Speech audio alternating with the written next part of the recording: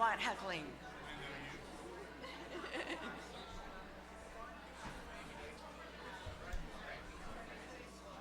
Okay, good morning, everybody. Please have a seat. My name is Sherry Howard. I am the moderator for this panel of Housing and Land Use Planning Solutions for our aging housing population. I am the Deputy Director of Palm Beach County's Department of Housing and Economic Development. I'm a proud Palm Beach County employee going on for 30 years, and I'm happy to be here with our esteemed panel. Joining with me today is Reverend David Graycheck. He's the Director of Vibrant Together Development Corporation. Tyler Morales, the Assistant Division Director of Section 8 Housing Choice Voucher Program for Miami-Dade County. And then also Jack Weir, President of Eastwind Development, LLC. And I'm gonna have everybody introduce themselves briefly and tell us a little bit about themselves. Reverend? Yes, hi, my name's David. I'm a pastor of two churches. I have, as a majority of my congregation, senior citizens. In my previous career as an investment banker, it has helped me to understand that there are ways that we have so many resources available to us to help solve problems. Becoming part of our development corporation, which is really an arm of our presbytery, I'm a Presbyterian church representing 42 churches. What we realize is that we all have impending crisis, and you've heard enough about that. I don't want to bring up any more, except the fact that I have a 20-something-year-old living in one part of my house and my 80-something mother-in-law in the other. We have a sandwich going on. And so if you've seen any of Graham Norton's interviews, he always asks what the favorite sandwich is, and mine is my wife and I. But in looking at this problem and these solutions that we have, we looked at the fact that with our 42 churches, just in our Presbyterian church, we have a lot of dirt. We have a lot of real estate. We have a lot of love for our community. How can we meld this together, understanding that we are about relationships and develop an opportunity for churches to look into a different future with their mission and their ministry, for developers to develop a beautiful project, and for the community to be affected by everything we've done. To give you two examples. We had a situation in Miami where we had a problem to solve, if you will. And so we ended up selling our parking lot for nearly $250 million. What that enables us to do is not sit on a war chest of money, but the communities that we can now affect, we are in the process of setting up affordable housing or ideas until the money gets there. We are in the process of figuring out communities that need help with drinkable water. We have the ability to do all of these things and affect change in the community because of the fact that we had some dirt. We have another scenario in Sunrise where we received an opportunity to sell one of our churches, the property anyway, for $46 million. Now, that's an awful lot for a church. The church we did have to sell. The church is looking at a relocation a little bit closer to what they had before, but they have the ability to affect so much change. I'm not going to tell you for a moment that the ministry is a business, but I will tell you that money does fund a lot of mission. And so that's one of the things that we look for in the Development Corporation, that we are trying as much as we can. We're looking at solutions with affordable housing.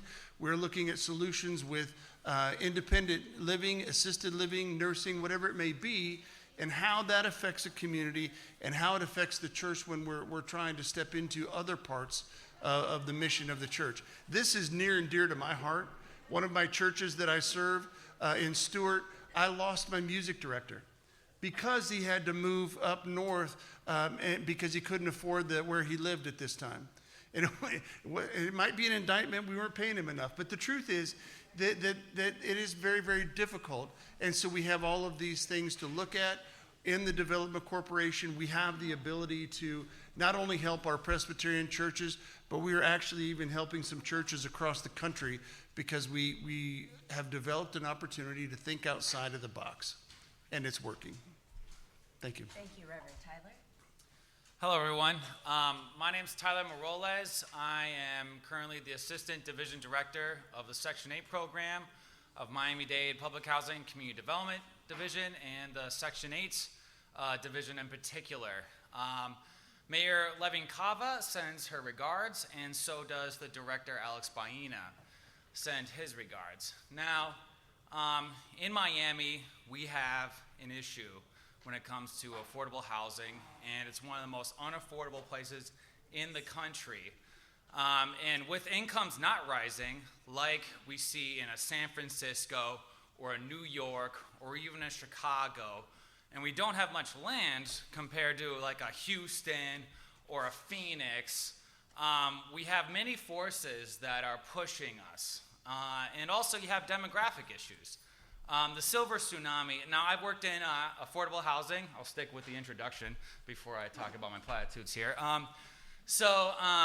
I worked in affordable housing for about 10 years now, not as much as my fellow friends here on the panel, but I worked in Section 8 program in Minneapolis Public Housing Authority, and I managed the Community Development Block Grant Program in Hennepin County, and I also interned in Congress, and I have my master's degree from Columbia University and a bachelor's degree from DePaul University in Chicago. I've lived in many cities, and the issues remain the same, is that seniors are struggling to live day to day, so Social Security is not enough. I relate to the concerns that we've discussed previously about young people worried about Social Security. I worry about Social Security in the future for myself and my kids with my wife in the future. But these demographic changes are going to happen, so we have to do something about it. And with Social Security not covering much expenses, and I'm going to cover that in my little slide that I created yesterday, the importance is that we have to really think that not everyone here is earning $100K a year and able to work, and so these senior folks, they have trouble getting up and down. And I'll say this, I used to be the division director of public housing in Miami-Dade County as well. And let me tell you that elevators are so critical. And when there's a storm and those elevators are taking out, that is a big challenge for all of those senior residents that reside in those properties. So we don't, and with climate change going even more intense in the future, we already have a hurricane getting conjured up in the Caribbean right now, as we speak, in mid-November. It's going to get worse. So we better prepare for a climate resilient, senior-friendly, and affordable place to live for our seniors. And so having all those pressures on us is going to be a challenge. But if we all work together and we figure out some innovative solutions, I am confident that that will happen. So thank you very much, and I look forward to our discussion. Thank you, Tyler. Jack? Thank you, Sherry. As Sherry indicated, my name is Jack Weir. My day job is I am president of Eastwind Development. We are based in Palm Beach Gardens. We also have an office in Orlando. We work throughout the state. We do market housing. We do active adult, 55 plus. We do workforce. We do affordable. And we've also done build-to-rent townhomes. So we've done a little bit over 4,000 units that we've developed and completed over the last 10 years. And one of the things that's very clear is the challenges that we're seeing on the workforce housing side extend over into the senior side as well, where housing prices and rents have outstripped incomes. My other job is I'm chairman of the board of the Housing Leadership Council of Palm Beach County, which is a nonprofit advocacy group with a board consisting of citizens of a broad cross-section of the county. And our goal is to promote workforce housing and affordable housing. So it was the group working with a broader housing steering committee that was instrumental in getting the housing bond approved. That Palm Beach County is issuing $200 million in housing bonds over the next several years, and also got the support and endorsement of the county commission for the housing plan, which is a four-part plan that's designed to focus on financing, planning and regulatory obstacles, neighborhood revitalization, and housing equity. So that's a plan that the Leadership Council, working with the county municipalities, is in the process of implementing now. And the goal of that plan is to produce 20,000 affordable and workforce housing units over the next 10 years. So basically try and up our production level to about 2,000 units a year. So with that, I will stop and turn it over to Sherry. Thank you. A couple of our panelists, Tyler and Jack, have some slides, and I think, Tyler, yours is all set and ready to go. So if And you'd I like have to- the clicker. Yes.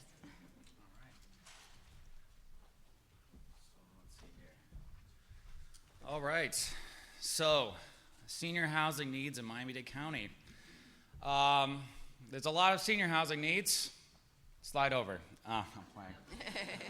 Okay, so let's talk about population demographics here, since that's really critical. 2.7 million people live in Miami-Dade County, and that's not counting undocumented immigrants, so I imagine that's a lot larger.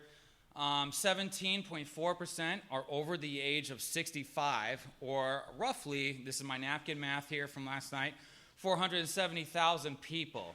So almost 500,000 are over the age of 65 in Miami-Dade right now. And an additional 350,000 are between 55 and 64. So when you add that all together, that's almost 1 million folks that are going to be or are already seniors and will need to have senior housing arrangements in Miami-Dade County in the immediate future. Demographics are destiny sometimes, and that means that the boomer generation is starting to move out of the workplace, and with that, they will have their needs of, and a lot of folks haven't saved enough, and so poverty of seniors is highest out of all age groups at 20%. So you say, okay, let's say we have, 800,000, a little more, 800,000, 20% of those folks are going to be in poverty. Now, this is not just low income at $40,000 and struggling to get by. This is just poverty. So it's pretty difficult, right? Median rent in Miami-Dade meanwhile, is $2,100, which requires a salary of $75,000 to be affordable. Now, I don't know about you, but I don't see that is happening for a lot of these seniors with what their savings are. So Miami-Dade County, and the job that I do and many of my colleagues here, shout out to all the Miami-Dade employees in the audience. Miami-Dade serves many seniors. There are 2,622 elderly households in public housing, which is government-managed and owned housing, where they're the property managers. There's roughly 7,200 seniors in Section 8 Housing Choice Voucher Program, and basically, to summarize what that is really quickly, is that you get a voucher and they pay for a portion of the rent, and you go to the private market and you find a landlord that will rent to you. The challenge there is finding a place, and there's a lot of folks out there that actually can't place their voucher in time. So you're rushing against the clock. And so if a senior gets a tenant-based voucher and they're trying to find a place in the rental market that's so competitive as Miami-Dade, oftentimes they can't place their voucher in time, even when we extend it to 180 days for that voucher. So that's a challenge. But there's 7,200 seniors that are in that Section 8 program that's tenant-based. There's another 2,500 senior project-based units in our portfolio. And basically what that is that we work with the developer, and we work with, we redevelop a property, or we construct a property, and then, the developer does, and then we allocate some vouchers to be attached to some of the units. And some of those units are continually funded through the Department of Housing and Urban Development. They're called project-based vouchers. And when a household leaves that unit, usually they don't take the voucher with them. So that's a project-based voucher. And we have some senior-only developments that are serving those households. The average senior income of our portfolio in the Section 8 program is $14,000. $14,000, folks. I'm sure none of you could live off of $14,000, nor could I. The average time on a program is 6 years. And I have a map here. I'm not just a map nerd. This is actually something that's useful.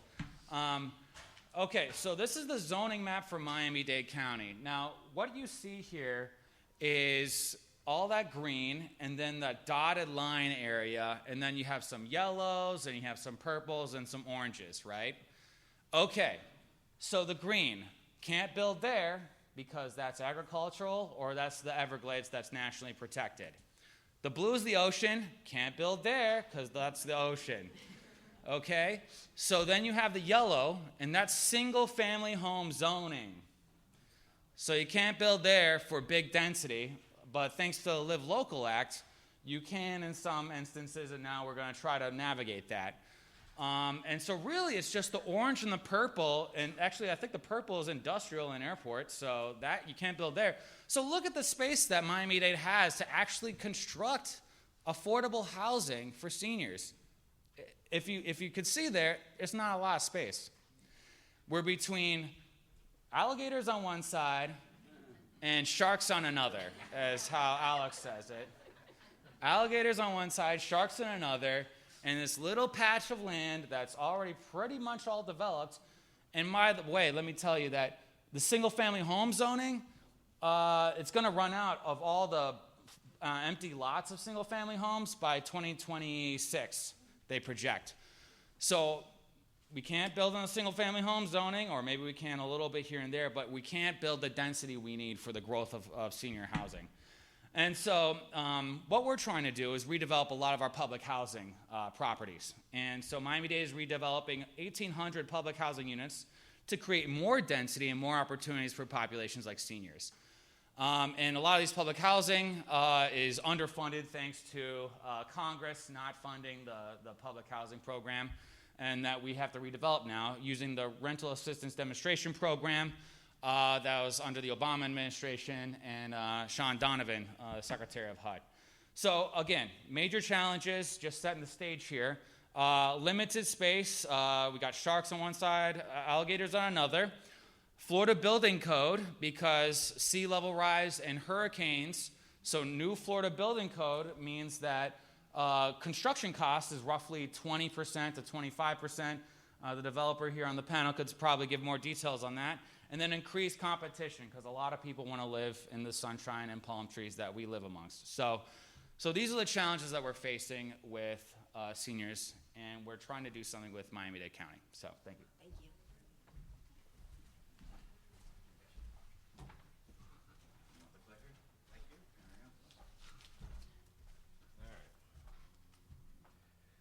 Okay. So the first part is the basic overview, and many of you know this already. Single-family homes are the largest housing option for seniors, both in Florida and the country. What we've seen as a trend is that people are staying in their homes longer, partly through the use of home health care aides and supportive services that travel remotely. The next one on the list is the 55-plus communities. I just use Margarita Latitudes as an example because it's a community I'm familiar with outside of Daytona Beach. And then you see club communities that go from lavish country clubs to more basic communities. Condominiums are a large source of housing for seniors. And the thing I wanted to point out there is many seniors on limited or fixed incomes are under stress now because of the new law requiring capital reserves. That's a careful balance. I've seen where the Surfside condominium was, and there's actually a twin building that's 2 buildings up from it that's still standing. But many seniors are being forced to sell because of the high assessments that are happening now. And then mobile homes, which can either be fee simple or rental. That is a source of affordable. One of the things that was interesting to me when I did a little research for this was that households age 55 to 64 in Florida, 74% own their own homes. Now, some of them may be house rich and cash poor. That number climbs to 79% for 65 to 74, and then it goes down to 76% afterwards. So a majority at this stage are home ownership. The next one is for rental supportive services, ALFs, and nursing home. Obviously, that's a very expensive option. It's bankrupted a number of long-term insurance care companies.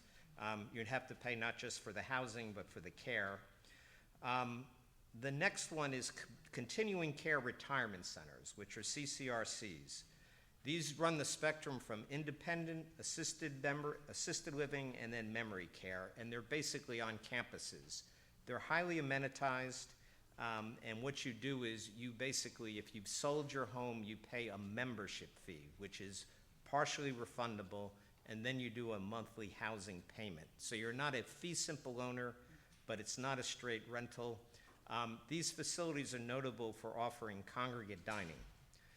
The next one on the list is active adult 55 plus. These are independent. These are smaller communities. We've developed 4 of these in different parts of the state. They're normally 150 to 200 units. They do not get subsidized. They have nice amenities, but it's a smaller package because of the size. Non-congregate dining. People are expected to live and eat in their rooms, in their apartments, and there's no upfront fee. The main thing you see here is an alternative to condo ownership where people just want to write one check a month. Then you have affordable rental, 62 plus. We have one of these in downtown West Palm Beach. It's called the Vernia Place. We do take a number of vouchers. The problem that we have there is it's 85 units, and we have a waiting list that's over 100 people. So because it serves households at 60% of AMI, and then there's a slice that serves EOI households that are earning 30% of the area median income as well. And then, as Tyler referenced previously, you have public housing and nonprofit housing. And as Pastor Dave mentioned, the other source of housing for seniors is their kids. So pretty significant. All right, challenges. Obviously, the goal is to match the growing senior population, and particularly this mismatch between rents and sale prices and the incomes of seniors. One of the chief challenges is finding sites, especially vacant land in South Florida. So what that leads you to is an increased emphasis on redevelopment options, and I'll touch on that a bit more. Costs. You have a double whammy right now. You have higher development costs. The same box, meaning a unit that cost $175,000 to build 5 years ago now costs $275,000. So all that you've been reading about inflation, it's really struck in the whole construction area. The other thing is insurance. Insurance in the wake of Hurricane Ian, the premiums basically tripled. So when you have to put in your development budget, your builder's risk insurance, and your first year of property insurance during the lease-up period, for a medium-sized project, you've just raised your budget $2 million. The other thing is higher operating expenses, insurance again, and also payroll. Payroll is another factor that has really skyrocketed in the last several years. What that means is you have a lower net operating income because your expenses have increased relative to your rents. There's less you can finance, and then it's more difficult to attract equity as well. And of course, interest rates. We were 0 for years. 2022, we went up to 5%. The average spread on a construction loan is normally about 300 basis points. So the average construction loan went from 3% to 8%. So your interest thing more than doubled as well.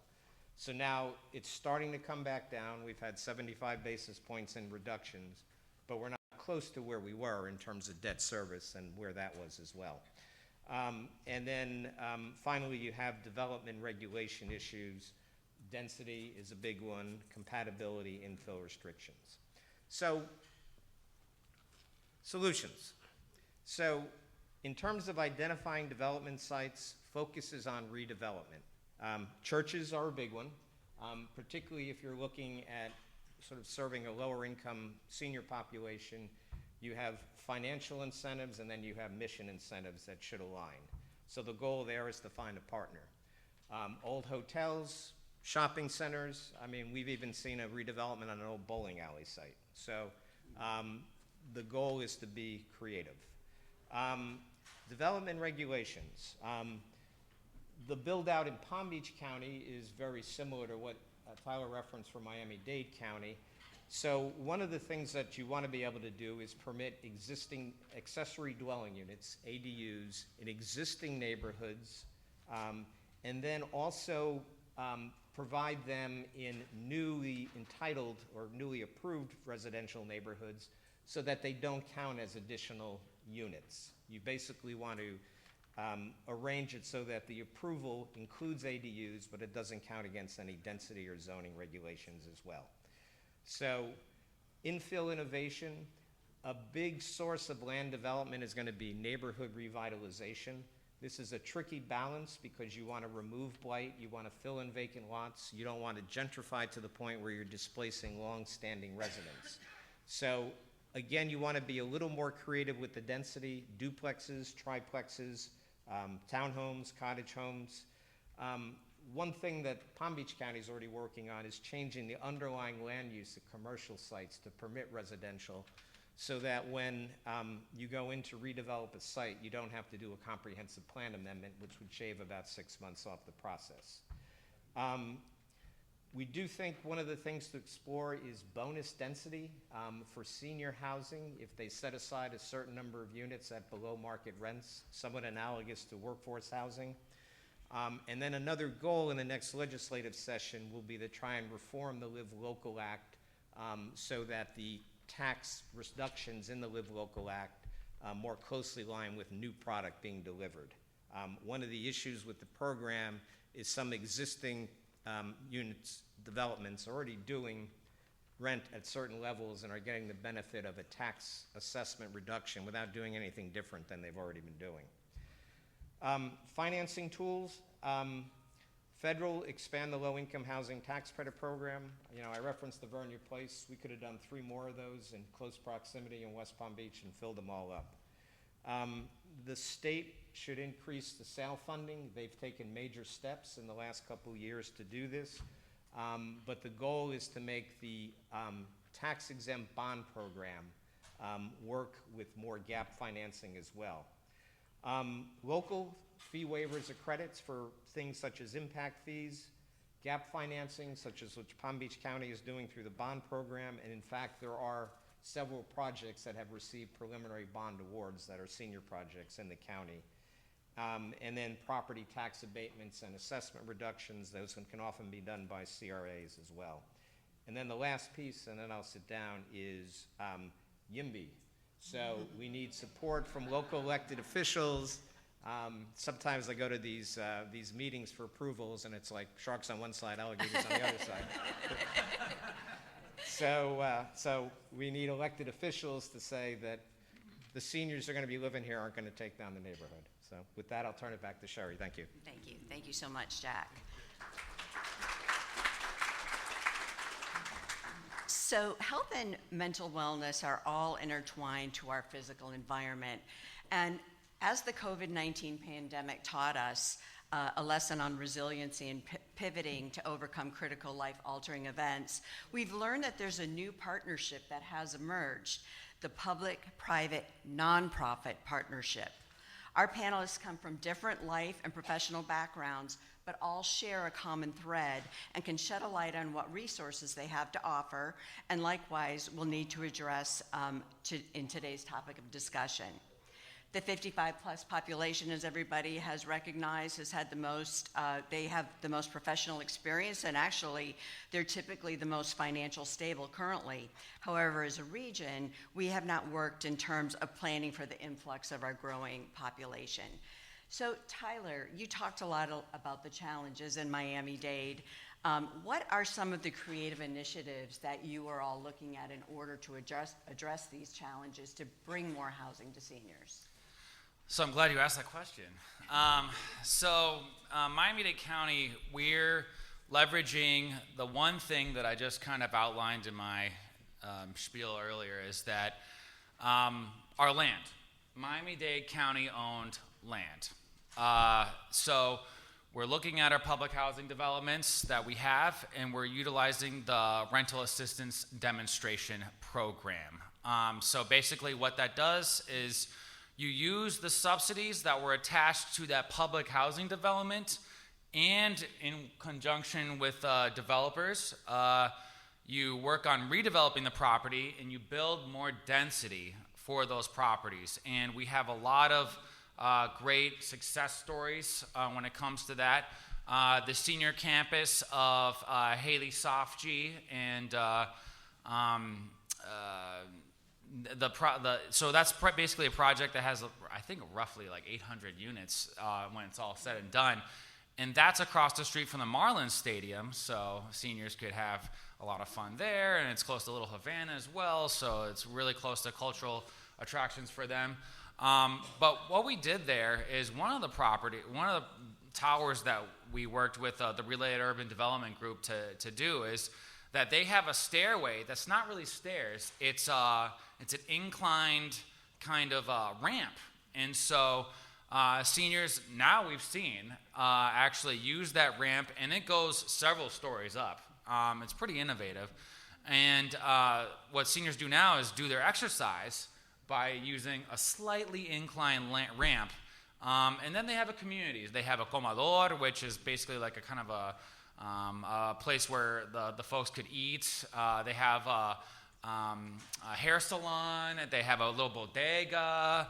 And so what we've done there is create a little community that has historically been there, but now it's modernized. It has better amenities, and a lot more seniors can enjoy that part of Miami and what it has to offer. So our vision for those senior developments is creating more like that in the Haley Sofji Senior Campus, where we create amenities there that are senior focused, and we also build more density, and we leverage the dollars and the cooperation of developers, and we utilize the subsidy that we have in the Department of Housing and Urban Development. So that's one great opportunity we have. Another that just recently opened up is Residents at Sawyer's Walk. And that is right downtown, a couple blocks away from where our office is downtown, near a train stop, near transit. It's got a Target on the first floor, Burlington Coat Factory, Aldi's. It's across the street from Publix. It's got a little medical center inside the development. And so a lot of seniors could just move there, and then they have everything they really need just right at their fingertips. And they could go, take their little cart, get what they need, and then come back, and that's activity for them as well. And there's a pool deck. It's really nice.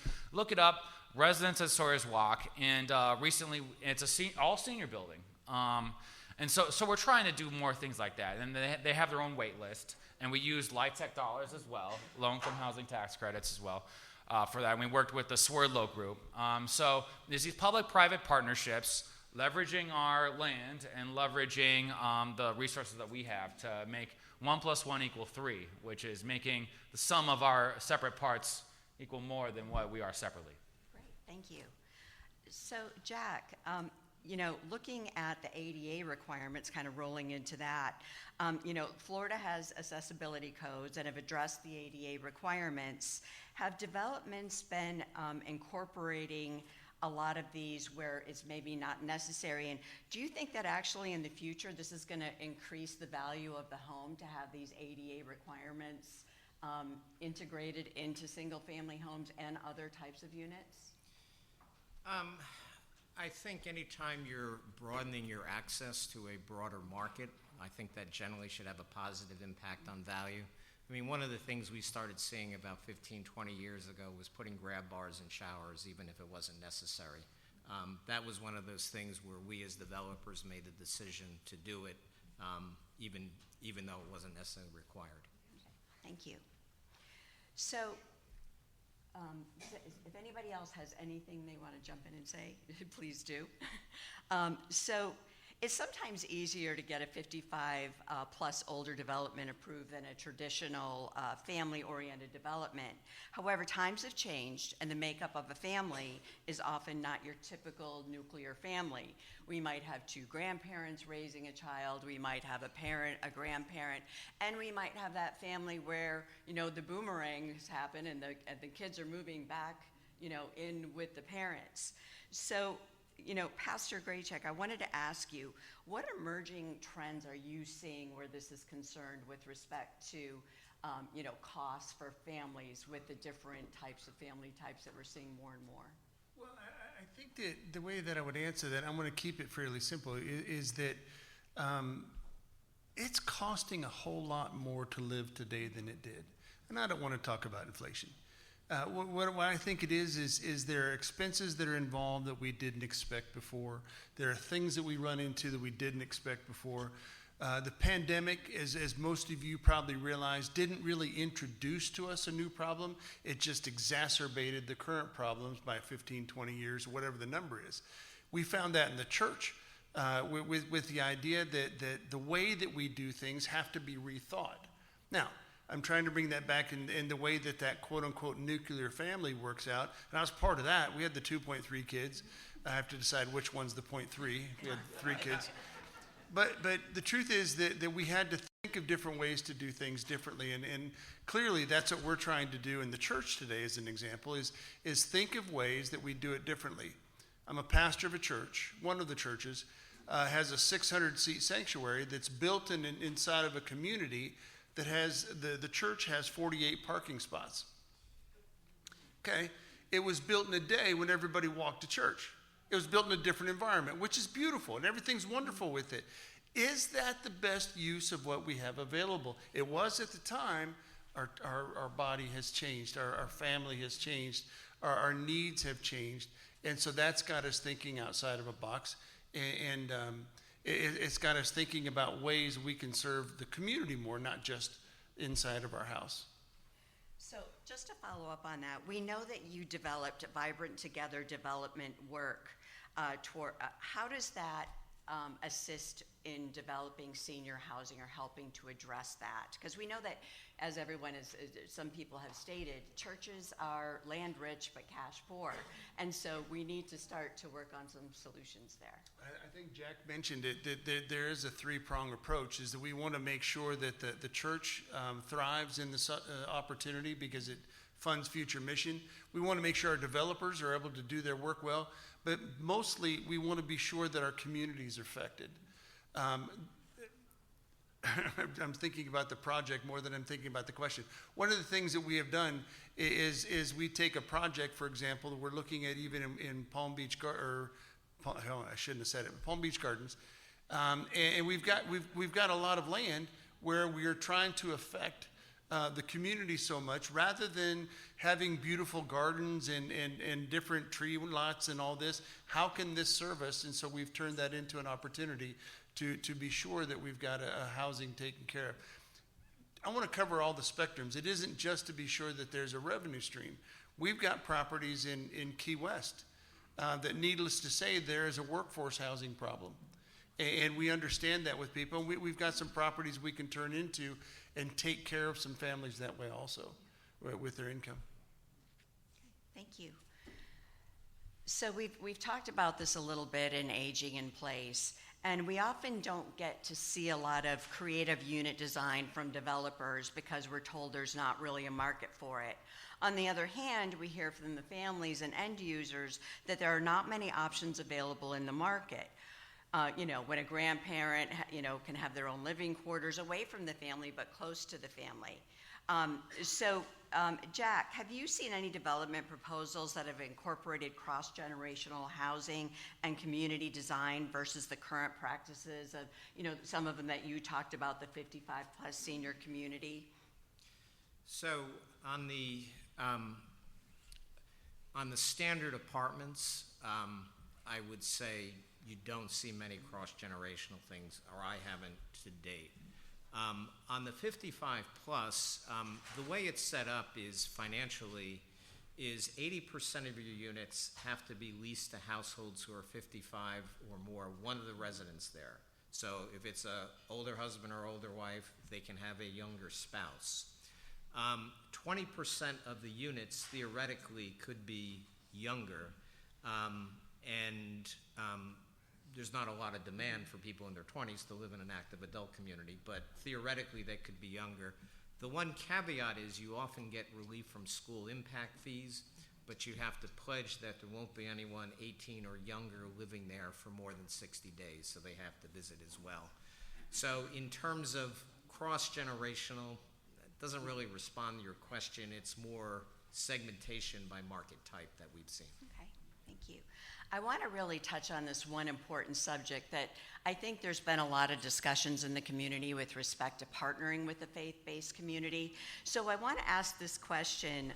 Pastor Graycheck, what assistance would organizations like yours need to help you to plan to fulfill your mission to provide senior housing? For instance, if you and Jack were able to partner in a future development of a mixed use or mixed income, multi-generational development, what resources could you bring to the table and what benefits would you want to receive from the partnership? And maybe Jack can answer the same thing. And I think I answered at least part of that in that we want to be sure that Jack's organization would thrive in what they do.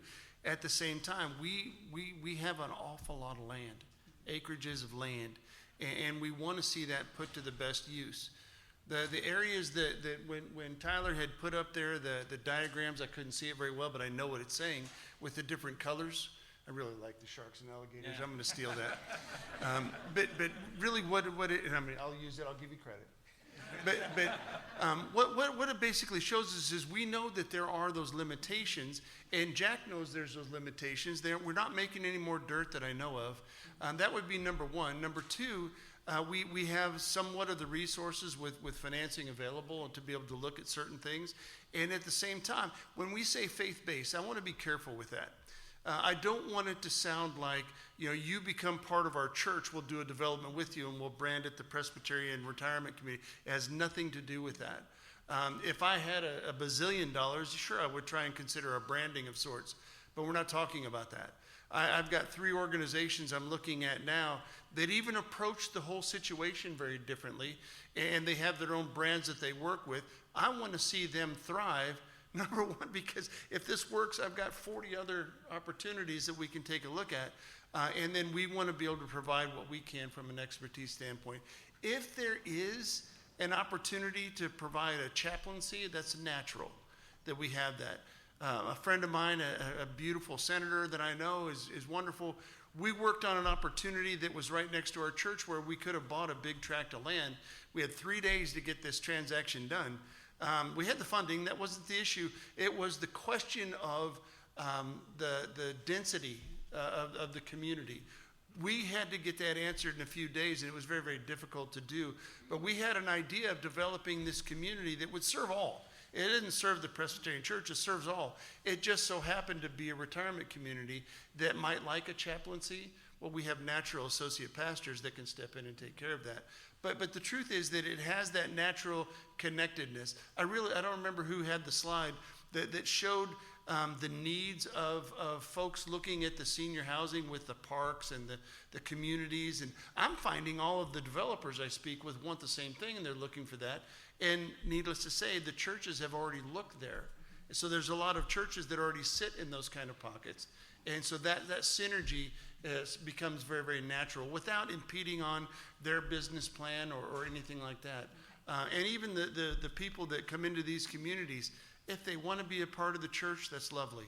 If they have their own church community, I'm sure we could even provide transportation to something like that. We'll talk about that probably in a little bit. But we just want to provide the solution, and it doesn't have any strings attached. Jack, can you tell us what would make this match made in heaven? Sure.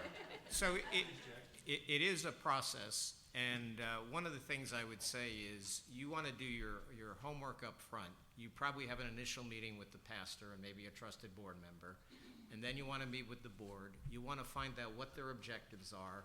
You have your assessment of what might be a good fit on this site, and you talk through it, and you try and determine if there's an agreement. And then the next thing that you'll talk about would be the financing and the price and how that would work. And I think it's very important as a developer that you have to be credible. You have to tell someone up front that I don't think it'll work, or this is what I think will work, and this would be good. Because your credibility is really your coin, your currency, whether it's with local governments or with a church. So when you go through that process, you have to determine whether does the church want to stay on the site? Do they want to be rebuilt?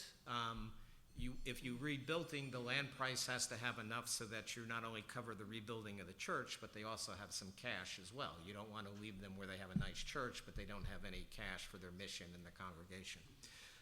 So when you go through all that, then you would enter into an agreement, and at that point, it would be like a standard approval process. It is likely that the church board will want to have somebody that monitors that process that you report to, if they have a background in real estate or commercial.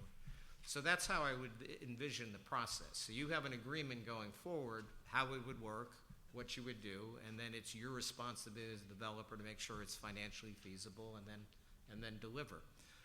The rest of the stuff that Pastor Dave said in terms of if they join the congregation, great, but you can't really dictate that, and you have to take, people who qualify under fair housing laws. You can't say you can come, you can't come. But I think it is an area that's ripe, and it's really only been limited by lack of creativity or lack of imagination. We're at that point where the land shortage is that acute. You really have to take it to the next level in terms of your thought process.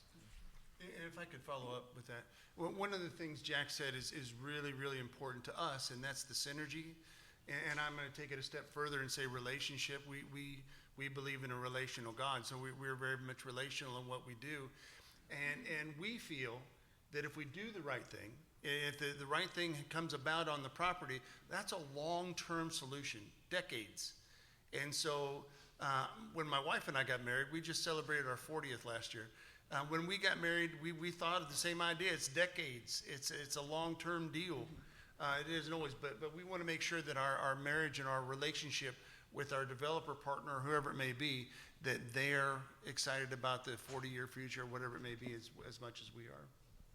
Thank you. So everyone's going to be spared my next 2 pages of questions because apparently we're out of time. So we would like to take any questions that the audience has for our panelists. Well, since you asked, with the exception of Senator Harrell, all of the rest of us here that are elected officials are local government. So my question will be from a local government perspective. Couple of quick questions. Number one, we all, I think, agree that multi-generational housing can solve a lot of different problems. What can local governments do to encourage ADUs? Second is, what can or should local governments try and steer senior housing towards either universities or hospitals, each of them offering their own benefits to seniors? And the last is to Jack. In Broward County, we've already done, I authored it past 3 years ago, permitting residential on commercial, has all sorts of residential density bonuses. The problem is our land is so short that although we require around 15%, give or take, affordable, but you can buy out of that for around $11,000 a unit. It's all going for market rate because, even with all of those units, our land is so short, we just can't find places. People can pay more for the affordable. So how would you suggest, any of you, that local governments can deal with any of those 3 issues? Okay. I could take a stab at that. First,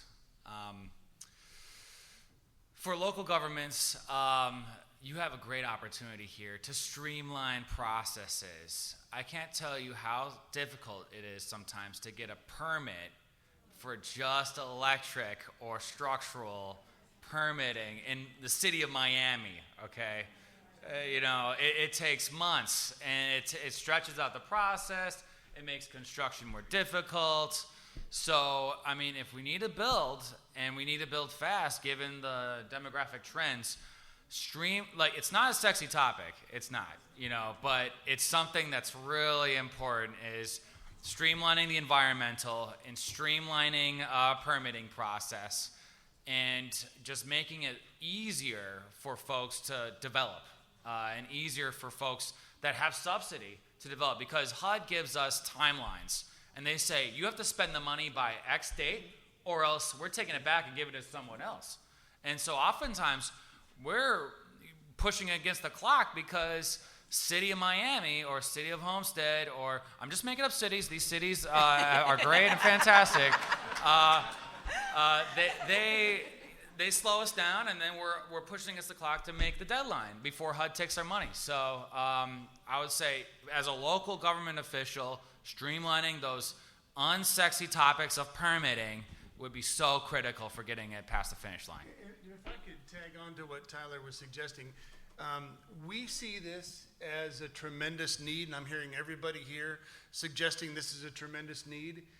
If those agencies could see it as well. We had this opportunity, but it was about the density, and we couldn't even find the person to answer the question. That would be remarkably helpful. Now, if there's anybody here from the Miami board, I just want you to understand that we're not bad folks. Meaning the Miami church, we got tagged with an $11 million tax lien that was changed. It was a mistake, or it was read correctly, whatever you want to say, which led us to a tremendous development. So, in a way, thank you. So if you're expecting the developer to say that the time frames are fine, you're probably in the wrong place. Good afternoon. Now, the other thing I was going to say is, if you make the land available, but there's no subsidy, then the people that are going to be able to buy it are the ones that can pay the most, and they can pay the most because they have the highest rents. So there has to be a corollary, some type of commitment, and that commitment is normally going to be a subsidy to try and use it for affordable or workforce. Well, good afternoon, and thank you for the great information. I have a question for Miami. So I know that recently the granny home, which is the backyard home, right, was, I think, either approved or in the process of being approved. And my question is, I know that that would be easier to do in properties that are not HOA bound, but the question is, if you are in an HOA, which most of the properties in Miami-Dade County are, how do you do a granny home, and have you worked around that, or is there any plan to work around that?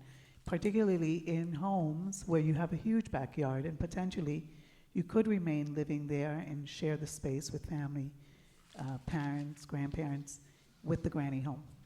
And also, on the permitting side, how easy, not easy is it to do it these days? Okay, so I'm not on the permitting side of things. I'm on the Section 8 side, but I could say that, working with the HOA, making the case with the HOA that this is a good thing. Also, the fact is that we have allowed for accessible dwelling units in Miami-Dade County for all of the single-family home zoning, so it's zoned correctly, and there's opportunity for that. But I'm not sure about the HOA. You have to navigate that. So one of the things on the HOA thing is you have to have a constituency that's in favor of it. ADUs are a very important tool for helping people stay in their homes because that added income basically helps them cover the cost of home ownership. The argument with an HOA would be the ADU is not visible from the street. If anybody who's lived in an HOA know they're very hung up on visual appearances. If you have an ADU that's in the backyard that's not visible, similar to a garage or something else, that plus a constituency within the HOA that's in favor of it, that's your best path. And I think we have time for one more question. Good morning.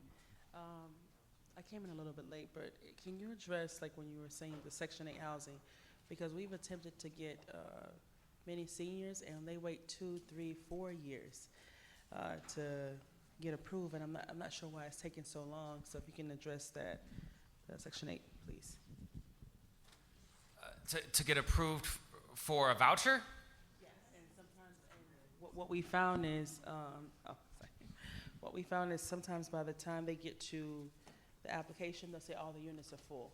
So it's just been a hassle for like social workers to help certain low-income seniors get into those affordable housing. So if you could talk more about Sure, yeah. sure, absolutely.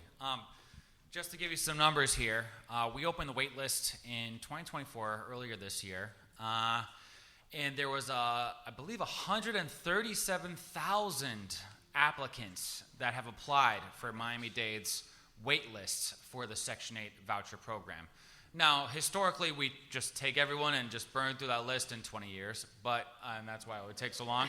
But this time, we tried something different, and we tried something that other housing authorities have done, is we used a lottery to select a subset of those applicants so that we have a more live wait list that we could go through in a relatively short amount of time comparatively. So now we have selected 5,000 applicants of the 137,000. Let me remind you, 137,000 folks applied, and we were only able to select 5,000 in a subset of that to actually be on the wait list to wait for a voucher. And then, on top of that, HUD only gives us a certain select number of vouchers, right? We can't just do unlimited and have unlimited money here. So we have roughly 20,000, and we can only replace those that have dropped off. So say a household moves to a different jurisdiction, say Broward, or they increase their income so they no longer qualify, or they just don't want the voucher program anymore. Those are called attrition. And so that attrition, which is about maybe 75 households a month, or they get evicted from the program because of drugs and stuff like that. But that attrition is what we could use to pull from the wait list right now, because we're maximally housed right now. And so that's why it takes so long, and that's the limitations we have. However, we're trying to speed up the process when it comes to giving the voucher out to the household and giving them enough time to actually find a place, because historically they got 60 days and then you're out. And if you don't find a place in 60 days, you're out. But there was a new law that passed, HOTMA, H-O-T-M-A, HOTMA, and that gave housing authorities more leeway to give more time for them to find a place. And so now we give them up to 180 days. But there's a trade-off there, because that voucher now is out in the streets, is what we call it, and they're looking, but then we can't pull somebody else waiting in the wings, waiting on the wait list. So another solution that we're having right now is all these new developments that are project-based vouchers. Remember, those are the ones that are attached to the development and not a tenant-based voucher. We're having a lot of project-based voucher developments now, and we're creating site-based wait lists. Now, what this is instead of us going through that list of 5,000 households and saying, hey, do you want to live here? No, you don't want to live there. Hey, do you want to live here? No, you don't want to live there. Okay, here's a tenant-based voucher. Instead, we create a wait list attached to that development itself. And so anyone could come up and say, hey, I'm income qualified, I'm low income, I'm a senior, I'm someone with disabilities, and I want to live in that building. And so it's easier for property managers there to fill that building up, because they don't have to go through the list of 5,000. So right now we're trying to create, and we're on the process of creating site-based wait lists so that all of our properties have a wait list of their own, so that people could have options. But it's a challenge across the country. It's a national issue, and we're just trying to deal with it right now. So that's the issues, that's the big picture. So Thank you. Thank you so much, everyone. And please join me in thanking our panelists for their great information.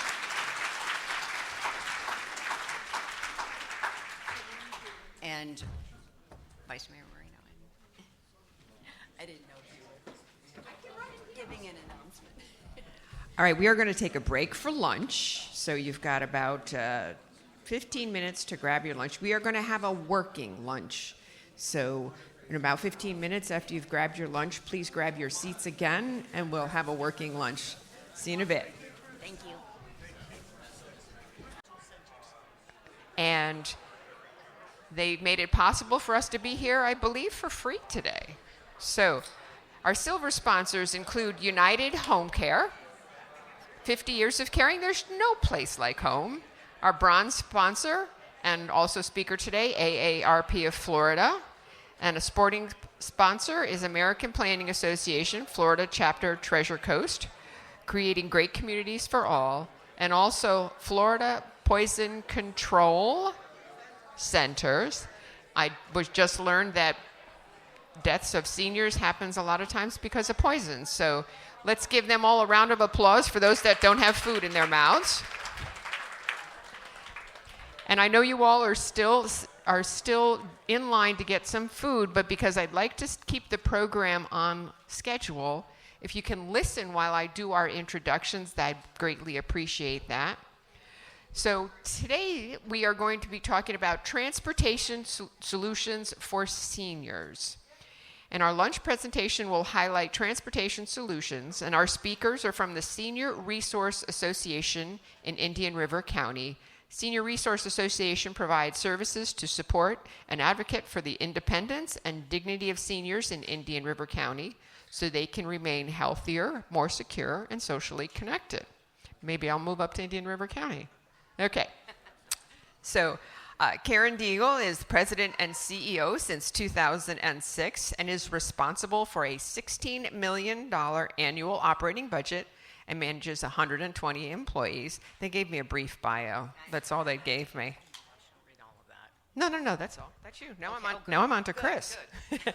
And as transportation director, Chris Stevenson oversees everything related to the Go Line Indian River County Transit System, Community Coach, Martin Community Coach, and the Advantage Ride program. So today, Karen and Chris are going to provide an overview of the services that Senior Resource Association provides to support their seniors throughout their transportation programs.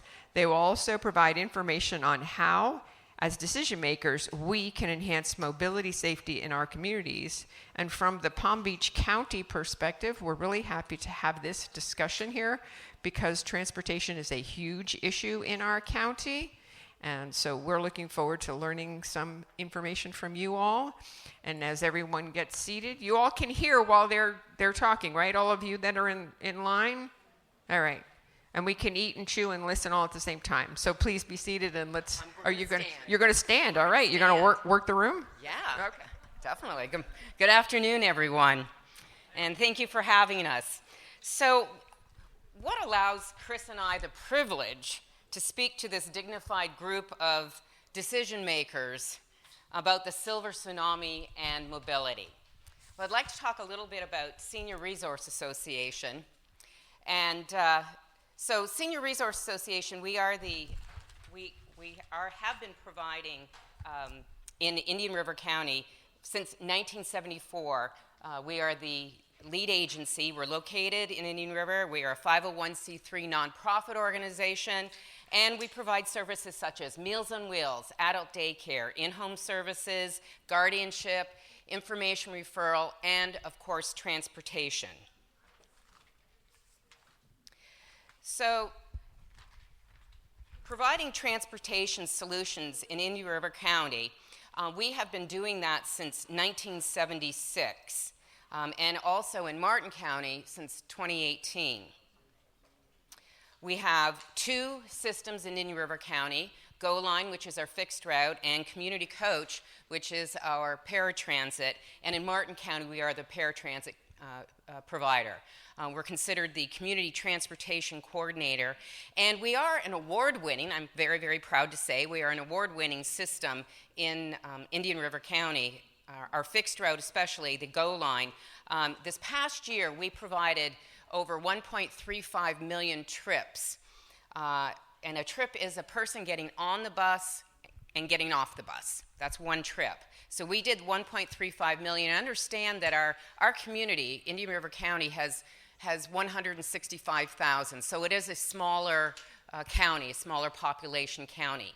So that's a large number for that type of county. The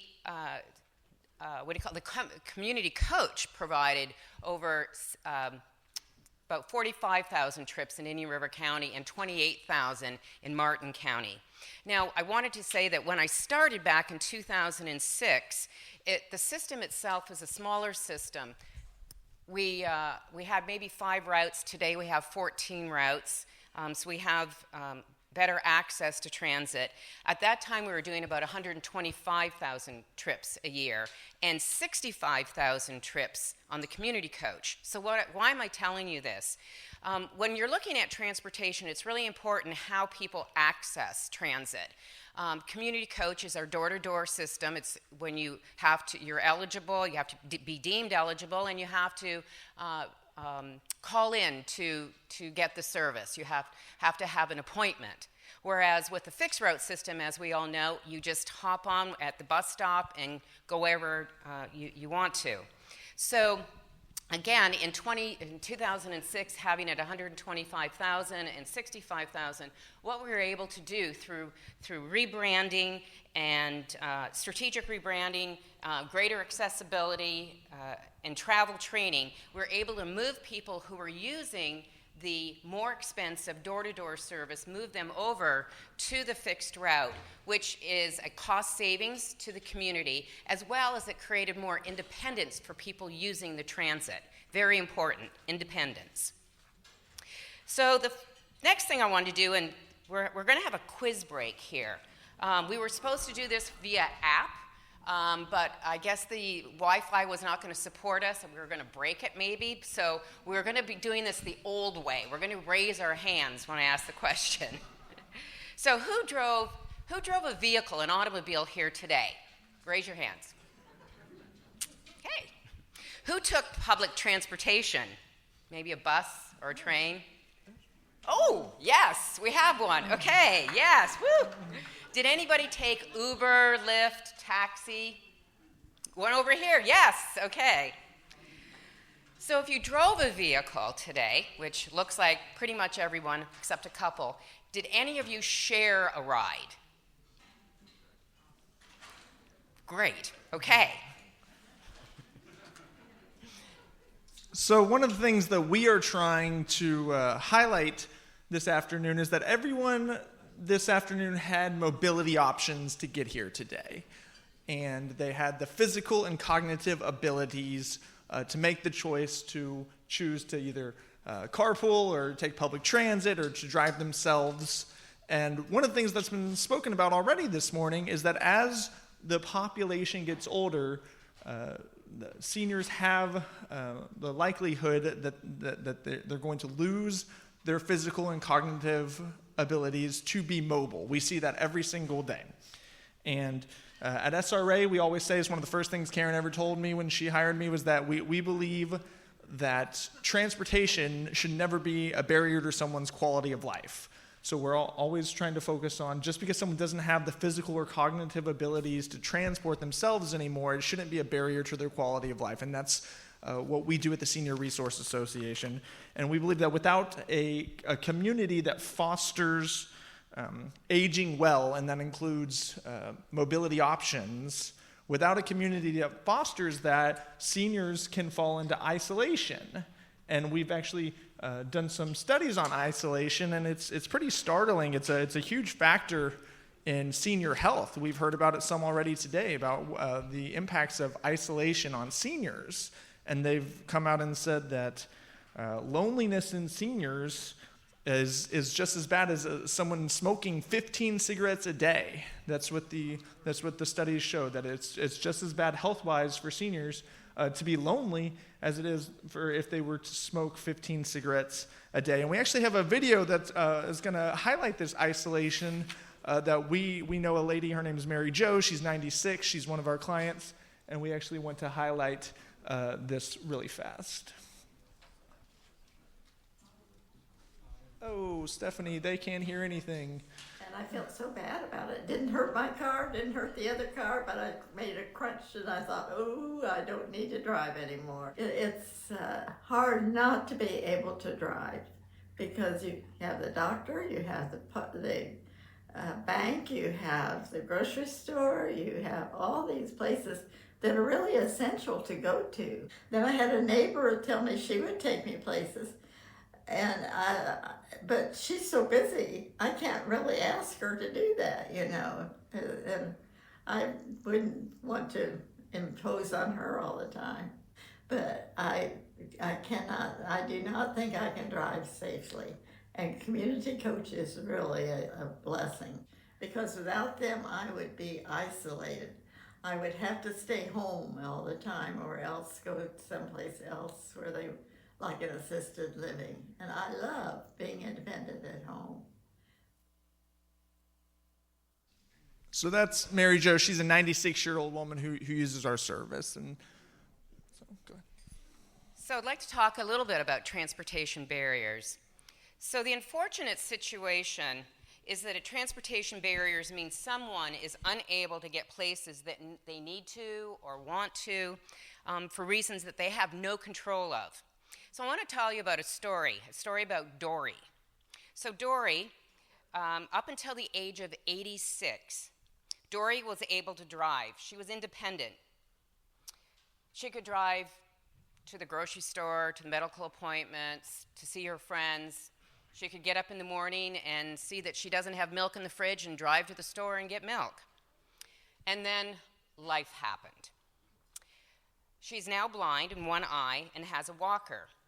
She experienced physical changes that make it hard for her to be mobile. So, what does Dory do? So Dory lives in a rural area, so the accessibility to transportation is limited. There is a fixed route, but it does not pass her home. There's a taxi service, and some Uber, some Lyft is available, but it's very expensive. An Uber or Lyft ride could be, or a taxi could be anywhere from $12 to $27 or more for a one-way trip. And Dory's on fixed income, so just not affordable for her. Dory always walked to places she could, to visit her friend or to the park. But now that she's blind and using a walker, the infrastructure of the sidewalks and streets prohibits Dory from walking. The sidewalks are uneven, have cracks. When crossing the street, the light changes too quickly. She can't get across the street until the light changes and the cars start to come by. And it's hard for her to read the signs. The signs are too small. The letters on the signs are too small because this, and so many times Dory just elects to stay home. We'll come back to Dory in a little bit.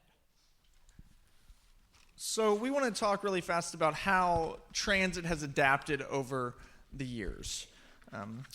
Whenever we talk about a system being multimodal, it's pretty common sense that the things that the main four modes of travel in the country are road, rail, water, and air. But inside of public transportation, where Karen and I have most of our experience, it's mainly on the road. But even inside of public transit, there's multimodal systems, right? That's what you hear a lot about that when you talk about with the state of Florida with complete streets. They talk about your system being multimodal.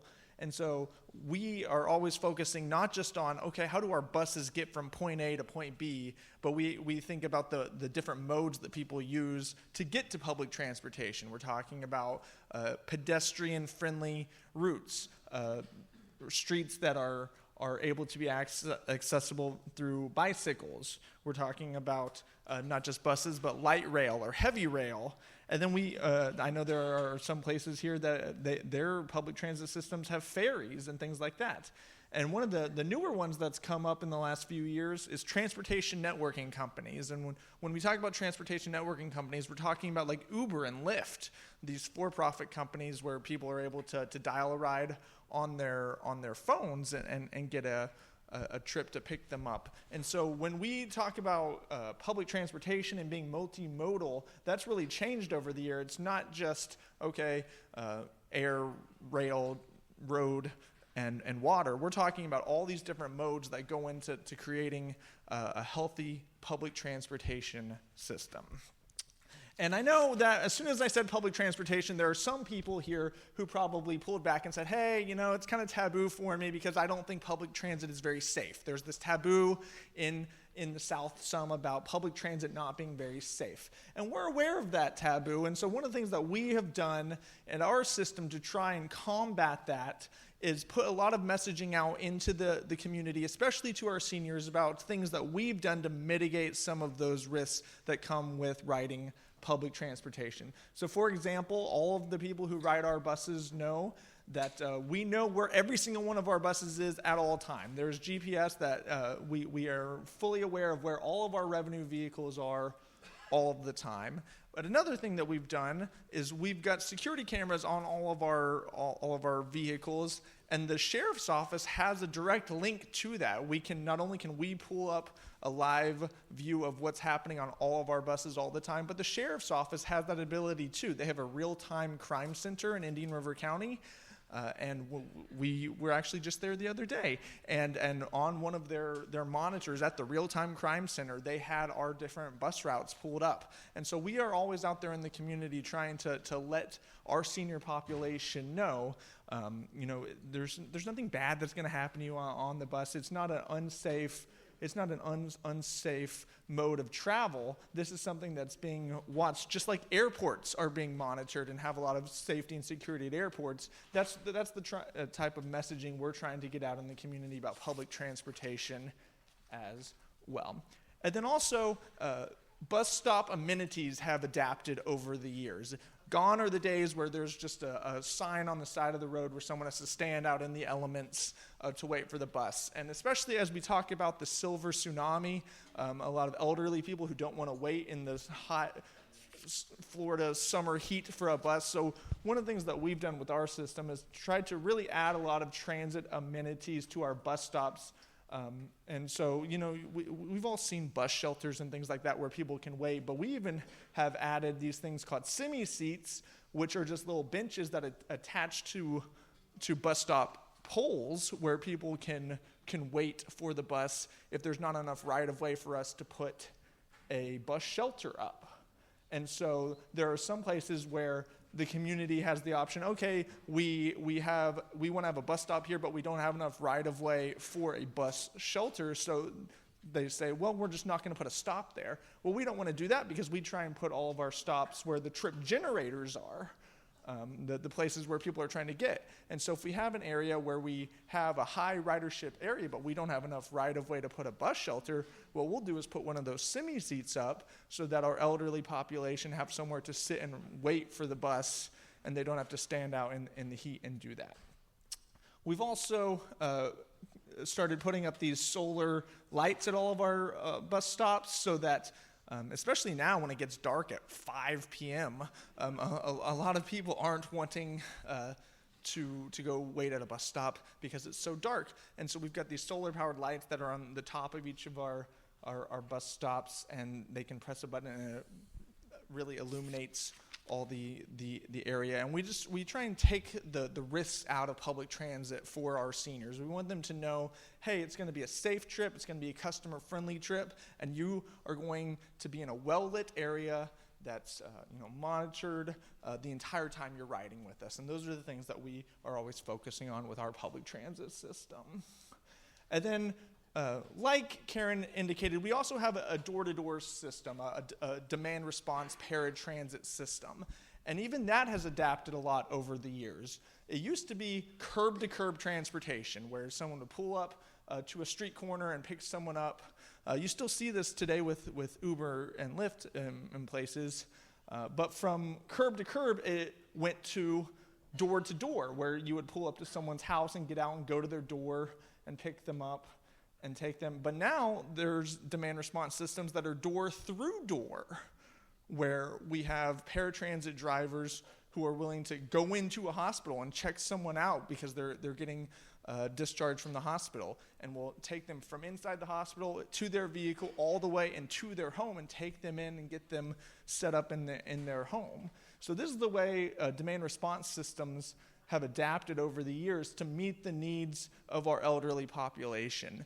I think that a lot of people have this idea that it's just a taxi ride where you're just going to get in a vehicle and you're just going to be picked up and dropped off and that's it. But we've really tried to add some things to our system so that our riders feel like the people who are coming to trip me it's more than a bus ride. It's people who are going to be on this health journey with me as I'm either going to the doctor, I'm going to visit my friend, I'm going to the bar, I'm going to the bowling alley. We don't discriminate based off of where someone's going. So we'll take someone anywhere they want in Indian River County on our door-to-door system if they're eligible. And so we try and get that messaging out there that these are the things that our demand response system do.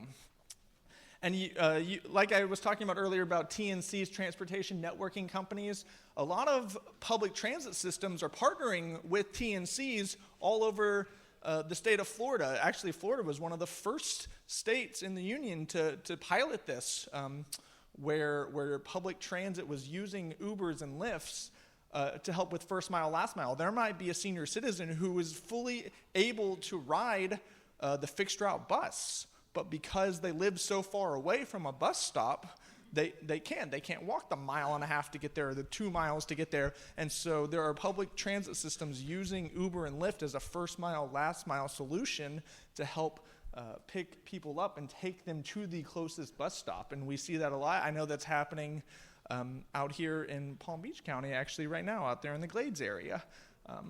And so that's just another way that public transit has adapted with demand response to help get individuals to the public transit realm. And then also you hear a lot about microtransit. Microtransit is a big buzzword in public transportation right now. And the idea with microtransit is there are areas that it might be called a transit desert where they don't have any public transportation, or there might be an underperforming area where it doesn't make sense to have public transportation because of how expensive it is, and it wouldn't be a good use of funds to have like a fixed route bus in that area. It would be an underperforming area for public transit. And so a lot of public transit systems are using something called microtransit, which is a lot smaller vehicles, and most of the time it's a van. A van that patrols a certain zone, and people can use an app or call in to get that van to them, and that takes them either into another microtransit zone or it gets them to the closest bus stop. And we've seen a lot of success with microtransit in St. Lucie County on the Treasure Coast, and then also in West Palm Beach, it's being used as well out there in the Glades area. So these are different things that different public transit systems are doing to adapt to meet the needs of our senior citizen population. So another quiz break. How many licensed drivers does Florida have who are over the age of 80? How many say A? B?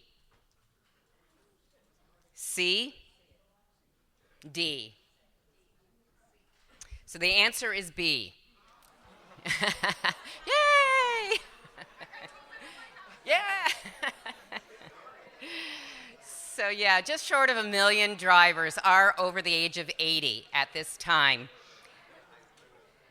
And understand that there are 16 million individuals who have licenses in the state of Florida, and you can well imagine that that number is going to seriously increase in the next number of years with the silver tsunami coming. Another question. This is a true and false, or true or false. In the state of Florida, all drivers must renew their driver's license every 8 years. True? How many people say true? Okay, how many say false?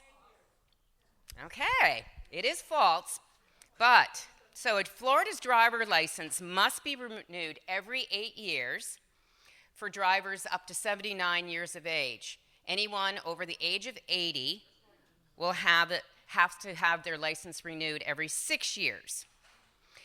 The drivers who are 80 plus are not eligible to renew their driver's license online. They're only required to pass a vision test. So let's go back to Dory. Good old Dory. So Dory renewed her license at the age of 78. She did not have to renew her license for 8 years. So now she's 86. She's legally blind in one eye and uses a walker. Dory's family is very concerned for her well-being and, of course, for the well-being of others who are on the road. They know she shouldn't be driving. They take Dory to her doctor, who agrees with the family and doesn't sign the documents. And remember, to renew your license, what you have to do is have the vision test, and the vision test can be done either at the DMV or you take the documentation to your doctor and have your doctor sign off on it, and then you can get it renewed. So she didn't get it renewed, and Dory doesn't like that. No. This is changing her whole life. she's now not going to be able to go to the grocery store, go to her friend's house, go to the bar, go to the medical appointments without asking a family or friend to provide a ride. Of course, there's the taxis and the Ubers and the Lyfts, but that's expensive. And remember, she's on that fixed income. And fear of how to navigate the public transportation system is overdaunting. And again, she lives in a rural area, so public transit is limited. So what does Dory do? I think some of you already know, and I bet you've had stories of your own that you could stand up and talk about. So Dory, she secretly goes behind her family's back to her friend's doctor, and that doctor signs the document saying her vision is fine for driving. Dory goes to the DMV, and her license is renewed for another 6 years. So here's the thing, Dory is a real person, and we have one of her family members to talk to us. My mother-in-law, at the age of 86, kept asking to have her driver's license renewed. Knowing that she was legally blind in one eye, I decided to take her to the eye doctor for an eye exam, knowing that she wouldn't pass. And of course, she did not. Since I lived 3 hours away, we explored other options, such as community coach to be able to get her to her appointments and to the grocery store. Unbeknownst to me, a few weeks later, she had a friend of hers take her to another eye doctor for another eye exam. He ended up passing her. He provided her the paperwork to bring to the DMV. Mommy, using her walker and legally blind, went into the DMV with the paperwork that said passed, and she walked out with her driver's license.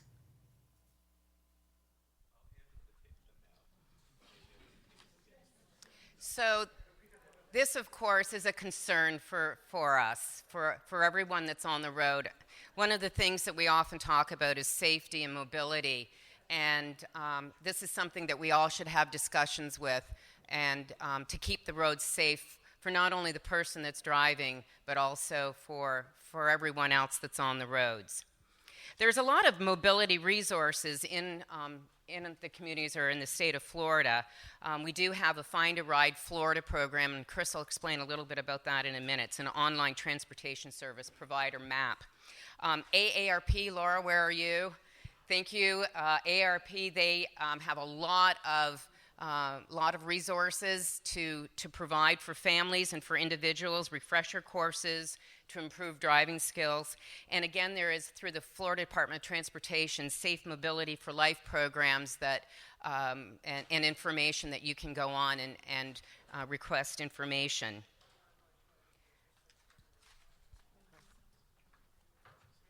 So like Karen said, can everyone hear me? Like Karen said,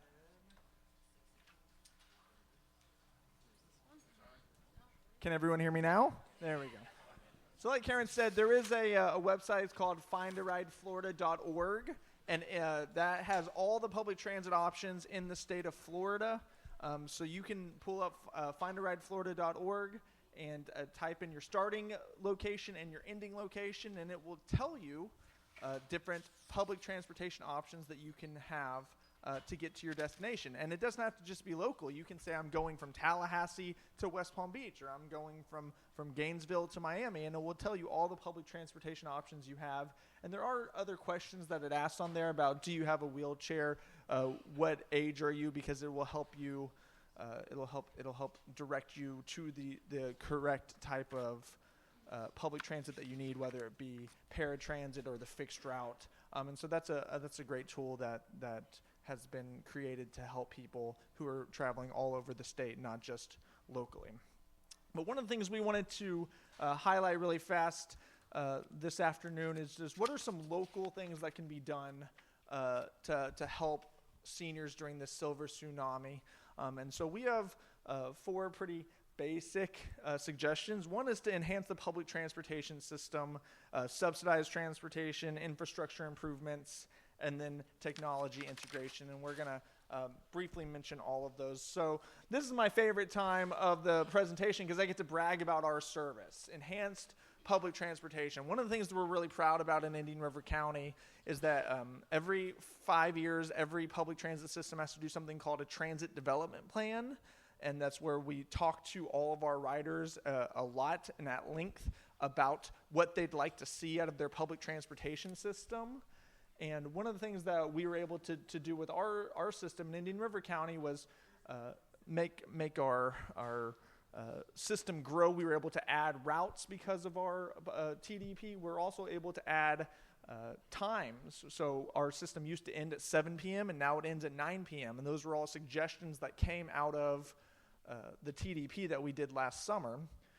But also, even with that, one of the things that we tried to do is have a multimodal system like I was talking about earlier. So one of the things we're very proud about with our system is that the TDP showed that 92% of Indian River County residents live within 3/4 of a mile of a GO line bus stop. So we were really proud that we've really saturated the market so that people do not feel in Indian River County like they have to walk a long ways to get to one of our buses. We have 504 bus stops and 14 routes, and we really felt like it was necessary to saturate Indian River County with GO line bus stops so that people wouldn't have to walk a long ways to get to the bus. But also, it's not just about how close they are. It's about the sidewalks, and is it a bike-friendly path? So we have bike racks on all of our buses so that if someone needs to bike to our bus stops, they can do that. We also have ADA enunciators on all of the buses that call out the stops. So if we've got seniors who are hard of hearing, they know what bus stop is. I mean, it makes me feel like I'm at Disney because I'm on the bus, and then it says, hey, next stop is the Publix at US 1 and 20th Street. And so it's just some of the things that we've done that's not only just for seniors, but it's for anyone riding the bus to help people feel like the system is for them. And then we also talk about subsidized transportation. One of the things you'll hear when you talk about public transportation is that most public transportation systems in the country are funded with state and federal grants, but those all need some type of local match. And so we are very lucky in Indian River County that we have a very friendly Board of County Commissioners that have always matched the federal grants that we need. We always say, if the locals give us $1, it's like giving us $4 because we're able to use the money that they give to match state grants and match local grants. And so it's so important that local boards give local match dollars to their transit system so that they can bring down these federal grants for public transportation. But then also overmatching. So Palm Beach County that we're in right now is very infamous in the state of Florida for overmatching its TD program. It overmatches the transportation disadvantaged program that they get a certain amount of money from the state, but they overmatch it by over $1 million every year. And that's because they've realized the need in this community far outweighs what they're getting from the state. And so the fact that Palm Beach County has done that for the last decade, has overmatched their TD program, is something that's made them very, very famous in the state of Florida for doing that. And we've seen it ourselves in Martin County. In Martin County, our Board of County Commissioners overmatched our TD program for the last 2 years, and it's led to record ridership. Like Karen said, we had 28,000 paratransit riders who were able to use our system, and it's because the Board of County Commissioners overmatched our TD program. Oh, and we'll go faster. So we also are going to talk about infrastructure changes. Like Karen said, we're always advocating for bigger lettering on signs, longer crosswalk times, things like that, and technology integration. We have apps that we see a lot of seniors using where they can book their demand response trips on their phone, and we're using that. About 15% of all of our trips are booked on our app now and are done on demand. But I'll let Karen go. So just lastly, so what can we do, or what can you do as decision makers to enhance mobility safety in your communities? So first of all, help support the state funding, the federal funding initiatives by advocating for more funds. The more funds that we are able to have, obviously, more transit and more independence. Be sure, when you're doing your workshops, your planning workshops, be sure to include seniors in those workshops, whether they're in person or if you're doing surveys. Make sure you have questions for the seniors to help you through it. Advocate for change on state statutes. We're going to go back to Dory again. To require more robust testing for individuals over 80. I think this is something that we should really take a look at in the future. And Chris had mentioned we visited with the sheriff's office the other day, and we were chatting about this, and he has put an initiative with the Florida Sheriff's Association to have testing done to have a program through the sheriff's office for persons over the age of 80 so that families have some resource to reach out to. They're going to do a pilot program on the West Coast and one on the East Coast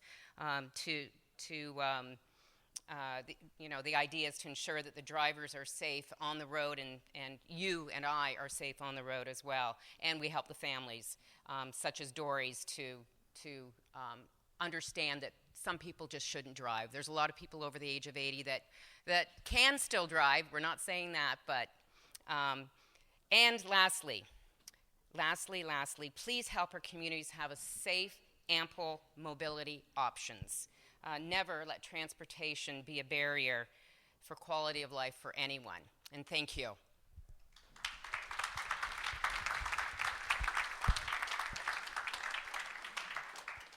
Is there any questions? Okay, we're dying to know, where is Dory now? Ooh, Dory's driving. I know. The family and that's the big issue. She's driving, and she has her license, and the family is just, what do we do? What do we do? Our hands are tied. So, yeah. Take the doctor to court. Pardon me? Take the doctor to court. Yeah.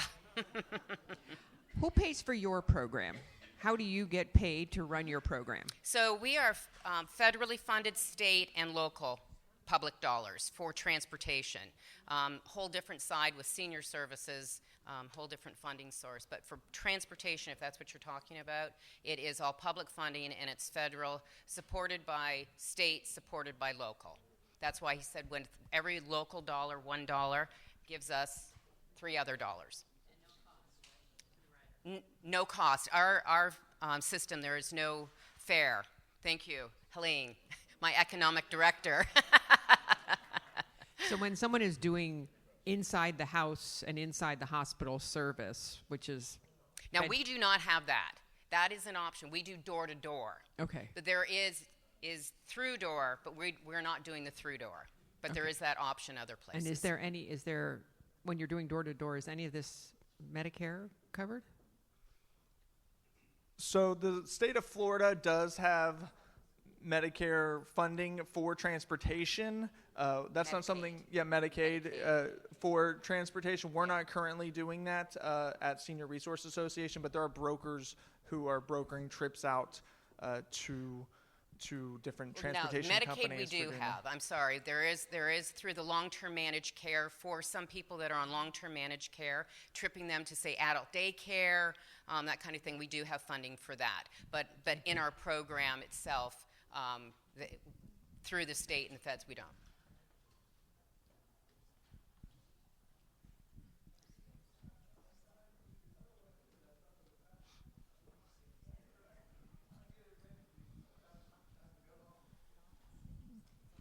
Good afternoon. Thanks, everyone. I'm Shrini Fong. I'm from the Florida Department of Transportation, so most of us here on this table. I just wanted to point out what Karen was talking about, the Safe Mobility for Life. If you would go to safemobilityfl.com and sign up for live updates, it's an amazing website. There's a guidebook. There's a lot of resources and materials. And then there's options for disabled people, transportation options there. And 3 key things to achieving safe mobility for our aging populations are to understand the challenges that they face, we will all face one day, to be proactive, and to have a transportation plan. Also, you would find a lot of events with AARP on that website that's coming up. There was one this morning in Boynton Beach. There's one on the 18th in Green Acres. So it's a great website, and thank you, Karen, for acknowledging FDOT. Anybody else want to say anything? Question?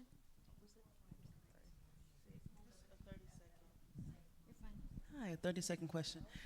So can you talk about increasing frequency? Because I've heard a complaint about it takes an hour each bus. So.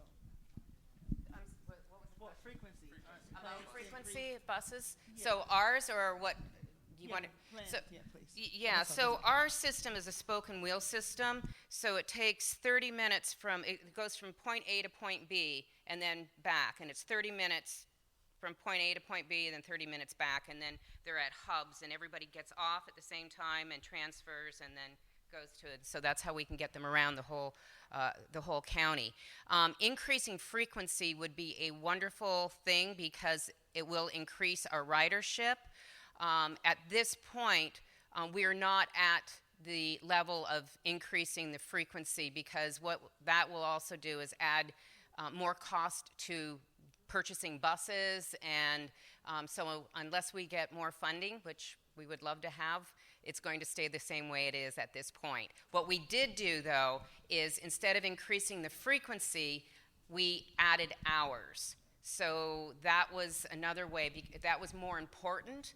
And it was established in our TDP plan that was more important than frequency. Frequency is there, but it's just down the list. We have a few other things to accomplish first. Hi, thank you. Thank you for this presentation. It's very valuable. Are the users means tested, or can anybody use this service? So we have a number of different programs. So our fixed route program is open to the public, anyone over the age of 12 who's standing at one of our bus stops. Like Helene said, it's a fare-free system, so anyone who's standing at one of our bus stops that's over the age of 12 can get on and ride the bus without having any type of eligibility. For our demand response service... Wait, but anybody under the age of 12 just has to be with someone right, else. So it's with for everybody, okay? Want to verify that. And then for our demand response service, there is eligibility requirements. Every system gets to set their own eligibility requirements. So in Indian River County, our local coordinating board has set eligibility requirements, and in Martin County, the local coordinating board has set slightly different eligibility requirements. So I would encourage everyone to find out from your individual CTC what the eligibility is for demand response service there. Because it is different from county to county. Okay. But one of the things that demand response service is for, it's for people who are elderly or disabled. So there's different ways that it's determined what makes someone elderly. At Indian River County, at one point, we said anyone over the age of 50 was considered elderly. Right now, it's 55 years old. But in Martin County, it's 65. Anyone who's over the age of 65 is considered elderly. So it's locally... And that has to do with funding, right. Truthfully. We are able to provide services we can move it down because our funding is available, and that's the reason why Martin County, we didn't have enough funding, so we kind of take a look at who would need it more, and so that's why the number is higher. So I'm sorry, could you repeat again where do you go to get information on the eligibility for door-to-door? Right. So I would encourage you to talk to the Commission for Transportation Disadvantaged for each. Okay. There's a CTC that's designated for every single county in Florida. So we are the CTC in Indian River County and in Martin County. Or go to Find a Ride. Yeah. The Find a Ride, you just put in, click on where you want the system, and it will tell you what the name is. I can't remember if it has the eligibility criteria. I don't think so, but at least it'll give you the phone number to call. Thank you.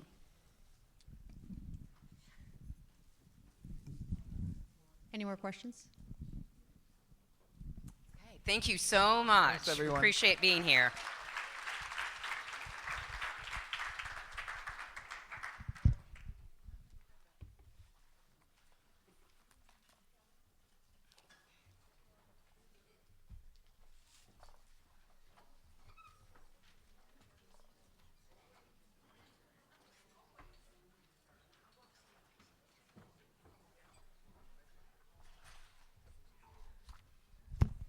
Well, I'm getting my steps in, but it's only 2 stairs. So we're on to our next panel, Healthcare and Supportive Services for an Aging America. And I would like to bring up our moderator, Charlotte Taylor, the Honorable Senator Gail Harrell, Alice Brumley, Jason Hand, Nashira Panya, and Carlos Martinez. And I'm going to hand it over to Charlotte. Thank you so much.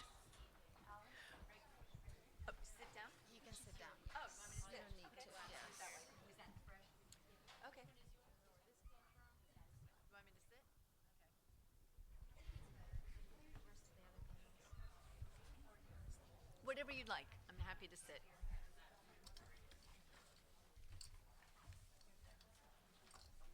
We have the clicker for them. Okay. Yeah, I don't. Do you have the clicker for Senator Harrell?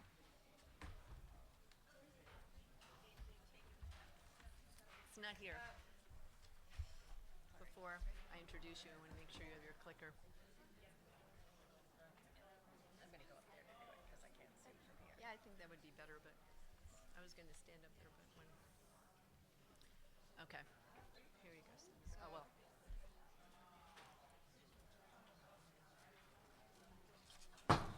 Oh. Sorry.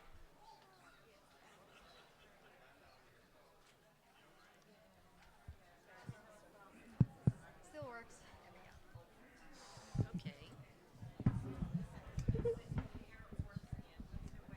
So I'm just putting this, it's up to you if you want to stand here. I'm going to go stand up there. Oh, that's what I figured. Okay. So this is So, do you want me to stand there when I introduce the senator? no, Or? you don't have to. You can just stay here when the senator comes. She can come here up here and then do her thing and then sits down and then you continue with the panel. Okay. You're going to have to give me a You're little. welcome, everyone. Okay, gotcha. I could take a little. Well, I was going to introduce the senator first and then welcome the panel. Or you want me to do the whole Oh, panel really? first? Okay. Or do you want me to do it? Stick to your plan. What do you want to do? No, stick to your plan. Okay. Stick to your plan. I'll introduce the panel first the way she wants to. Okay. Yeah, introduce. Okay. I'm assuming. Right. So, You're gonna go okay. right. You want to point something? This is. Okay. I doubt it, but yeah. Just keep to the mark. Are we ready to go or no? Go ahead. Yes. Okay. Okay. Hello, everyone. So I'd like to begin our panel. It's the Healthcare and Supportive Services for an Aging America panel. We have an outstanding panel with a wonderful introductory speaker as well. Before I bring our speaker up, I would like to have each panel member introduce themselves.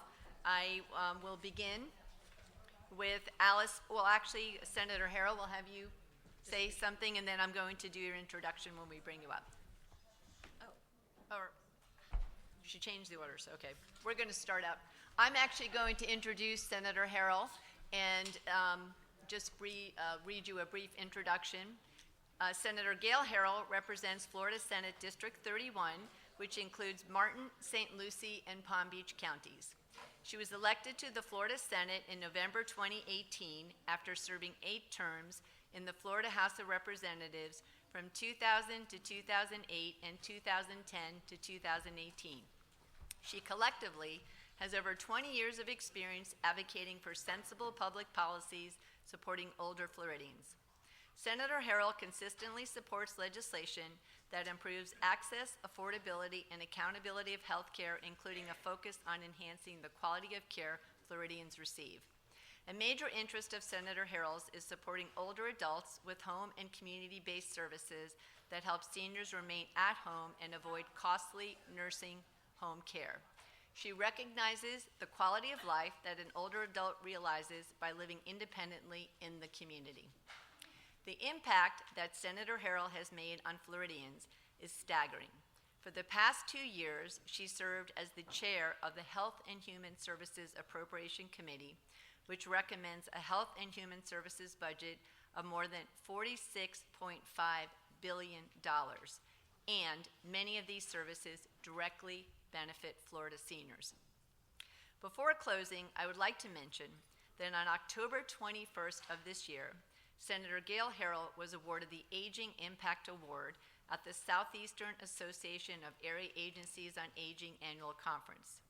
The award recognizes individuals who positively impact older adults on a statewide basis. The nomination for the award was submitted by our 11 Florida area agencies on aging, and as the State Association president, I am pleased to have been part of nominating the senator, as she is truly deserving of that recognition and is an outstanding champion for our Florida seniors. So Senator Harrell, I'm going to hand it over to you to do your presentation, and then I will introduce the rest of our panel members.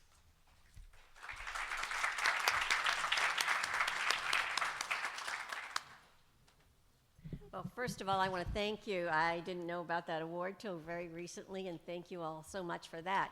As she said, I've been very involved in health and human services issues for many, many years. And actually, my grandmother, I took care of her in her senior years, and my mother, God bless her, was 96 when she passed, and she lived independently till 6 months before she passed. So seniors are very much have been a part of my life, being one myself, of course. But I have to say, this year we had a phenomenal year addressing health care in the state of Florida. And you know, we are a senior state. Over 21% of our population are seniors. You probably heard these figures earlier this morning. And we are a growing state. We have grown over 1 million people in the last year and a half. And we are continuing to grow as people come to the great state of Florida and enjoy our beautiful, beautiful environment here. But one of the things we were addressing this last year is, as all these seniors and baby boomers and people are coming to the state of Florida, you know what? They're not bringing their health care providers, their doctors, their dentists, their psychologists, their therapists. They're not bringing them with them. They're seniors. They're coming to retire and enjoy our wonderful lifestyle here. So we really, as we looked at what are we going to do in the state of Florida to address that? So we did a whole package of bills called Live Healthy. And I don't know if my program is up. Let me see. All righty, the Silver Tsunami and how Florida as a state is going to address the healthcare needs of our seniors. As I said, we passed a major many pieces of legislation to address this. And without our providers for all these seniors coming in, where are they going to get care? How are they going to get care? So the major bill that we did was Senate Bill 7016 by Senator Burton. And this is really geared to expanding our healthcare workforce. And what it did is realizing that where a physician does his residency program, most likely is where he's going to, or she will wind up living and serving our senior population. So we decided we had to do something to encourage medical students to come and do their residencies in Florida. So we created a variety of programs. We expanded our graduate medical education program by over 500 slots, and we call it Slots for Docs. We also created the TEACH program, which is really creating the training, education, and clinical health funding program to put more money into residency programs. And we expanded our nursing line program funding to bring more nurses, to train more nurses, and also give scholarships and reimbursements. If you serve in an underserved area or to accept Medicaid, we will help you repay your loans that you have. And we also created limited licensing for individuals who perhaps didn't place in that residency placement program, so you could practice for up to 2 years here under the supervision of a physician. And we did many more things, such as going into various compacts in various specialties, so we could bring more people to Florida. And this is also so important. A new type of innovation that we are doing is called hospital at home. And we heard about seniors wanting to stay at home. And we have now, through the federal government, are seeking approval for extending our hospital at home program. We also realized that our seniors have mental health problems too. You know, we have a huge mental health crisis going on in this country, and the pandemic exacerbated that tremendously. So we have decided that we are going to be the most innovative state when it comes to mental health and substance abuse issues. So we are starting a integrated care system, and with new facilities, with a teaching hospital, a behavioral health teaching hospitals that we will recognize across the state of Florida. And we're putting our money where our mouth is. We appropriated over $340 million to start this whole behavioral health teaching hospital, not just for physicians and psychiatrists, but also psychologists, therapists, a whole variety of healthcare providers in the mental health arena. And we have to realize that seniors have mental health problems too. That loneliness, depression, all those types of things address our senior population as well. And one of the things that I'm so excited about is that we are really looking at how we can innovate. And innovation is about the future, being creative, taking our resources and changing up the system and gearing it to the needs, especially of our seniors, because that is the major population in our hospitals, our nursing homes, our assisted living facilities. How can we do this? So we are starting a Health Innovation Council, and I was so pleased, being in healthcare most of my life, to have sponsored this legislation to take the newest technologies. How can you really innovate in a nursing home, for instance? What technology can you use in that nursing home? And if you develop a new idea or you want to expand on something you've started and it's really working, then we will help you fund it. We've created a loan fund, a revolving loan fund, and we put $50 million into it this year, and it's going to be for 10 years. And oh, by the way, it's at less than 1% interest. We heard about interest rates earlier. Less than 1% interest you can borrow from this revolving loan fund. And you will, as you repay it, we are going to loan it out again to other innovators who are going to improve those services through technology, through innovative ideas that will allow you as a provider to enhance the life of those seniors or whoever your population base is. And a council that we are creating, the Health Innovation Council, will evaluate a variety of projects and really set up the stage for how they will be funded. However, we're going to that Innovation Council is going to travel around the state and be able to have conversations with various entities to see what's new and innovative. And it's going to be a brain trust that will allow us to really further that the whole innovation that is taking place in Florida. And as I said, it's a loan program. They will be up to 10 years, and we're going to reinvest. And at the end of the day, we're going to have over $500 million over the next 10 years in this revolving loan fund that you will be able to really create that innovation. That it will, at the end of the day, I believe, be principally geared to our seniors. Another thing we did this year is address cancer in the state of Florida. Seniors are the largest population that suffer from cancer. And when you look at the creative things that can be done, not just in research but also in treatment, we want to be the center of that, given our senior population.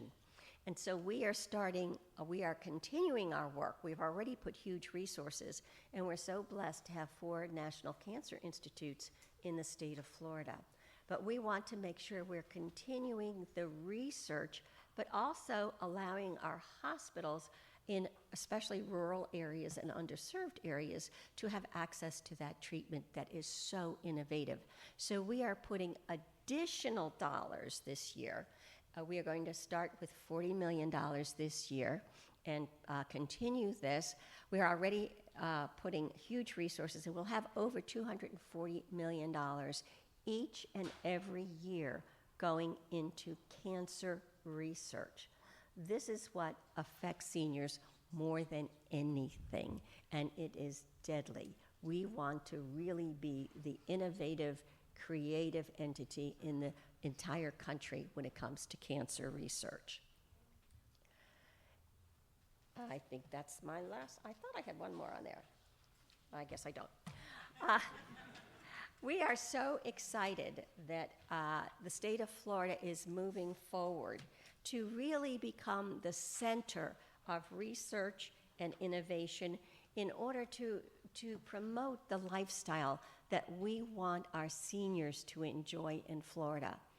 In all my years, this will be my 23rd session, we've never had a healthcare session that was as creative and in-depth as this whole package of Live Healthy legislation. And it's going to benefit our senior population more than any other population in the state of Florida. So as you go forward, if you see this different things happening and you have further ideas, especially in the healthcare arena, and needs that you see, please contact me. Let me know what you're thinking. Let me know about these innovative and creative things, and we will be there to assist to make it happen. You know, our seniors are such a vital part of our community, and we want to make sure that we provide the necessary healthcare innovative ideas that will help them live even longer. I want to reach 100. I want to beat my mom, a little competitive. But thank you for being here.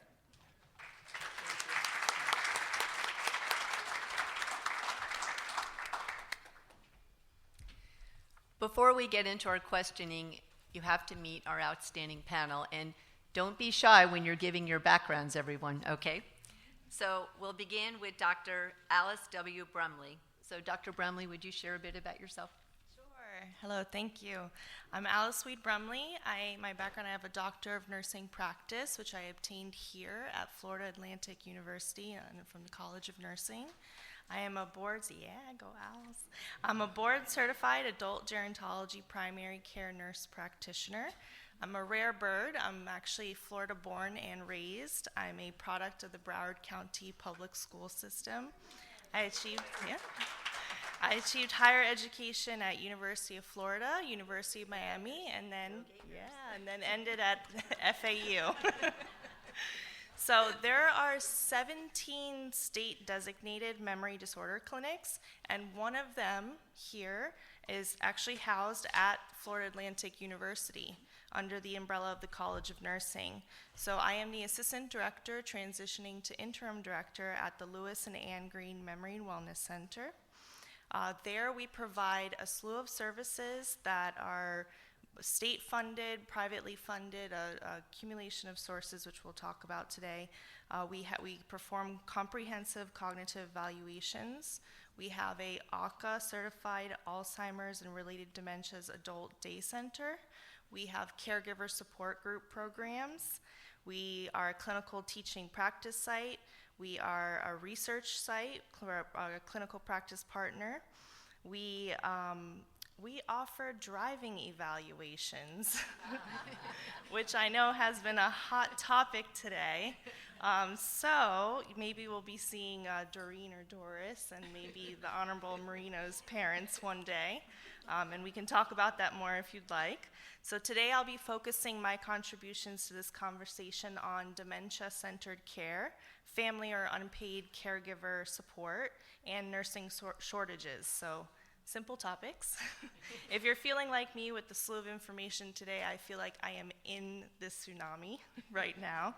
But I'm very grateful to be here as a part of this discussion, both to represent the field of nursing and my generation in finding solutions. Thank you. Next, I'd like to introduce Jason Hand. I could go later and not follow that. No, that'd be helpful. you're outstanding as well. My name is Jason Hand. I'm the Chief Operating Officer and General Counsel for the Florida Senior Living Association. Our association, we represent or advocate for the larger privately owned assisted living facilities here in Florida. So you're talking like Brookdale, Legend, Five Star, Harbor. They're mainly throughout the state, around the seaboard, through the I-4 corridor, Orlando. There's probably 1,100 of those facilities statewide. They have about, this is one of the cool things I love about our segment of the assisted living industry is the people we advocate for, the cohort we advocate for, the 17-plus bed, about 90% of all residents in ALFs are in those buildings. So when I tell people if you want to make the biggest bang for your buck, the larger communities are the ones that you want to look at. Let me see. I've been where I am for 5 years. I love it, and I will go ahead and cut that short and say thank y'all for being here. And I'm very, very happy you're here, and very happy we're all working to solve a problem that's going to require a lot of tools from a lot of toolboxes.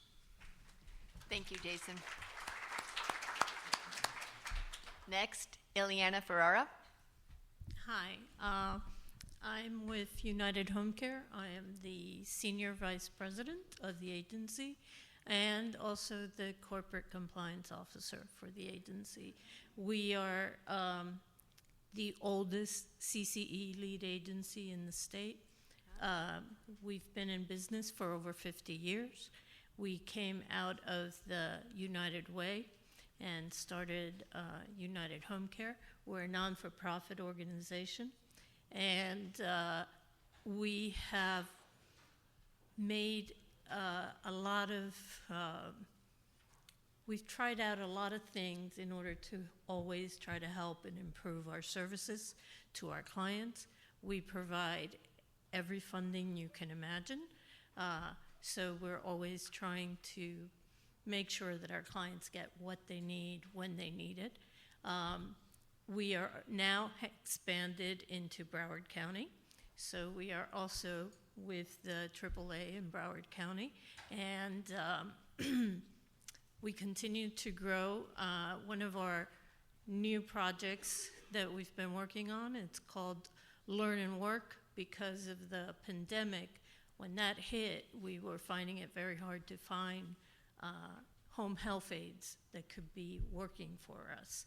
So what we did is that we started a program. Now in this program, we actually pay them to attend the trainings. We do trainings and we certify them as home health aides. And then when they finish the test on Friday, it's a whole week session, when they finish that test, they leave our office with clients. So they start to work the following week, which has been a major improvement for us because we have a constant number of home health aides that are coming to us and that we are putting them to work right away. And the clients have been happy because we've been satisfying the clients with the services that they're getting from our home health aides, so we're very proud of that program. And thank you for inviting us and for hoping to improve things in our future, of which I imagine I would be one of them, so. All right, thank you. Thank you, Ileana. And last but not least, we have Dr. Nashira Pandya. Hi, everybody. I'm so honored to be here. I'm professor and chair of the geriatrics department at Kiran Patel College of Osteopathic Medicine at Nova Southeastern University.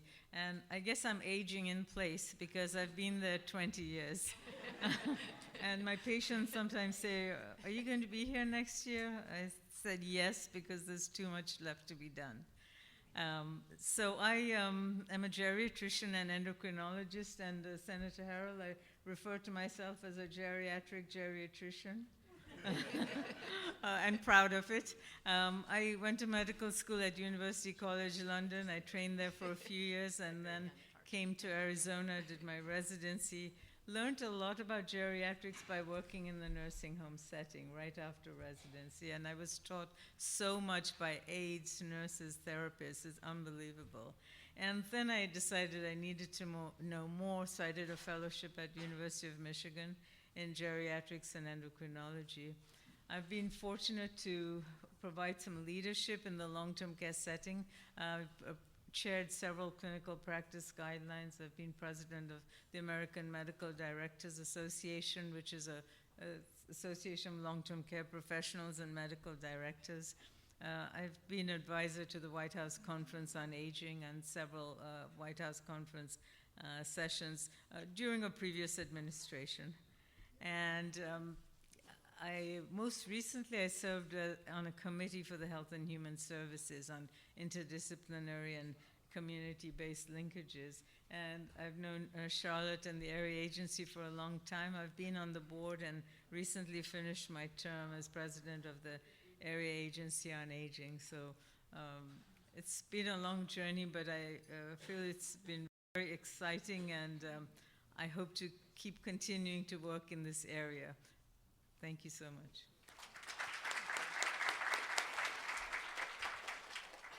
I do want to say Dr. Pendia finished her term, but we did encourage her to stay on with us as an auxiliary board member. So, so to begin our questions, I'd like to begin with Senator Harrell. Senator Harrell, first of all, I'd like to congratulate you on being appointed chair of the Senate Appropriations Committee on Higher Education, which I know includes oversight of medical schools. Can you share with us a little bit about your plans regarding graduate education and expanding the role of geriatricians?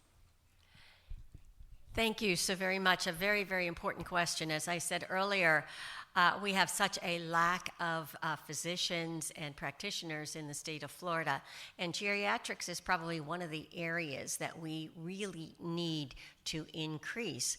And we have residency programs and fellowship programs. And we have put so much money into our residency programs, and that's the first 3 to 5 years. And then the fellowships are specialties. So you might major, you might do a residency in internal medicine and then want to become a geriatrician and go on and get your fellowship in geriatrics. So we are looking, and one of the things we will be looking at, since we have actually only one geriatrics program, residency slot program in the state of Florida. We're going to be looking to expand that, but that's specific to geriatrics. But as you all know, most of our physicians in the state of Florida treat a whole variety of things. They treat geriatrics without being geriatricians. So, you know, the senior population here is so significant. But I think as we move forward, and now is my new role in education, that's going to be one of the areas that I will certainly be looking at to increase the number of residency slot or fellowship slots and expand, make sure that we can use those dollars that we put in through Live Healthy for fellowships in particular in geriatrics. And it's a significant problem because, of course, we do have such a growing population, and we'll certainly be looking at increasing those numbers as we move forward. Thank you. I know Dr. Pendia will be happy about that. I want to ask Dr. Pendia to comment on this as well, because we were discussing that in the U.S., fewer than 1% of all physicians are geriatricians. So what impact does this shortage have on our system of care, and what can we do to attract more geriatricians to the state? Thank you. I think the situation is actually looking a little bit better, and most of the major medical schools, including our own, have geriatrics fellowships, but they're very small programs, and around the country, unfortunately, residents do not want to specialize into geriatrics. And we, as a country, we're about 30,000 geriatricians short. If you say one per, even 1,000 people. Right now, we have one for every 10,000 U.S. older adults. Florida is a bit better. Our ratio is 37.2 per 100,000, but it's not enough. And some of the things that we can do, what we're doing is, I think, early exposure to geriatrics in medical school. We're failing that, and that's a key. We have to bring geriatrics back early on into the curriculum.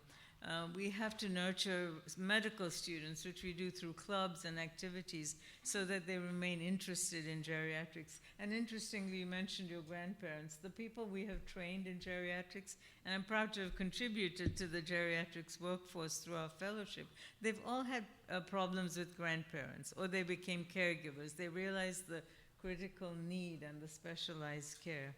And the geriatrics workforce enhancement programs, which are about 45 funded grants from Health and Human Resource Service Administration. We were one of those, and they have enhanced geriatrics training, but the grant's only one per state, and Florida got 2 grants since we're a large state and because of our demographics. So those have made some impact on enhancing geriatrics training. We actually recognize there'll never be enough geriatricians in the country for what we need, but we're trying to geriatricize the healthcare professionals, the nurse practitioners, the students, the psychologists. I work with pharmacists, optometry students, so that they can better take care of older people. I mean, I tell them, unless you're doing pediatrics, you're going to see older people, okay? And that's the truth. The other thing nationally that's happening is the American Board of Internal Medicine and the American Geriatric Society is making a huge advocacy effort to allow international medical graduates who have had good residency training to come in here and do fellowship training without a second residency training, which is really, highly detrimental to families. And there's an innovative training program that we're applying for with Aventura Hospital. It's called an Advanced Innovative Residency Education. So it's somebody who's clearly interested in geriatrics as a family medicine or internal medicine resident, goes through the 3-year residency plus the 1-year fellowship all together. They actually enroll into the program right from the beginning. So I think those are some of the efforts that are going on. But the need is really great. The CMS has a demonstration product grant called GUIDE to promote innovative care. At Nova Southeastern University, we have one for dementia care, which I'm very interested to see what will happen, with this grant. So thank you. Thank you, Dr. Pendia. And I know that Dr. Brumley also wanted to comment on this because fewer than 1% of registered nurses are also certified in gerontology, and the vast majority of nursing schools have no faculty with expertise. So, Dr. Brumley. Yes, thank you. So it is a very interesting topic. I'd also like to mention that less than 4% of advanced practice nurses who are then become nurse practitioners specialize in adult geriatrics. Less than 4%, and that's in the state of Florida. So, I kind of want to reflect on my own experience of having chosen geriatrics. That's what drew me into advanced practice nursing. And I remember it was about a decade ago that's what piqued my interest. And when people would ask me, what are you interested in? And I would tell them geriatrics. They would tease me and say, why? No, that's terrible. No, you're going to pigeonhole yourself. That's not marketable. And my answer remained fairly consistent, especially growing up in South Florida. I said, have you looked around? And I just was always drawn to older adults. I really found myself, I really enjoy the relationship I develop with my older patients, learning their stories. The people I've met, I could talk all day about that. And so I find a lot of personal value as well as professional value in having chosen this track. But in the College of Nursing, we also find a huge disinterest in geriatrics. So in trying to understand how do we, market to younger nurses on entering that line of specialization, I think rather we might need to start thinking a little bit more creatively and maybe integrating it into the curriculum more so, because really learning about healthy aging and learning about and geriatrics in general, very complex care. You learn a lot about chronic conditions, you learn a lot about how the body systems interact, you learn a lot about the effects of unhealthy lifestyle habits throughout the life. That you can apply for the whole lifespan. So even if you did specialize in geriatrics, you can treat the whole lifespan.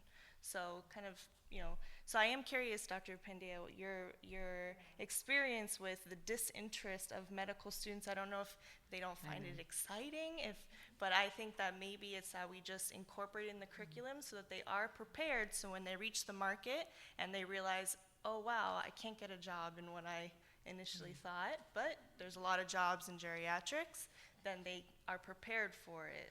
I know. If I may, Charlotte, I mean, I was told in my time, what, you weren't good enough to be a cardiologist? Actually, I think I'm better.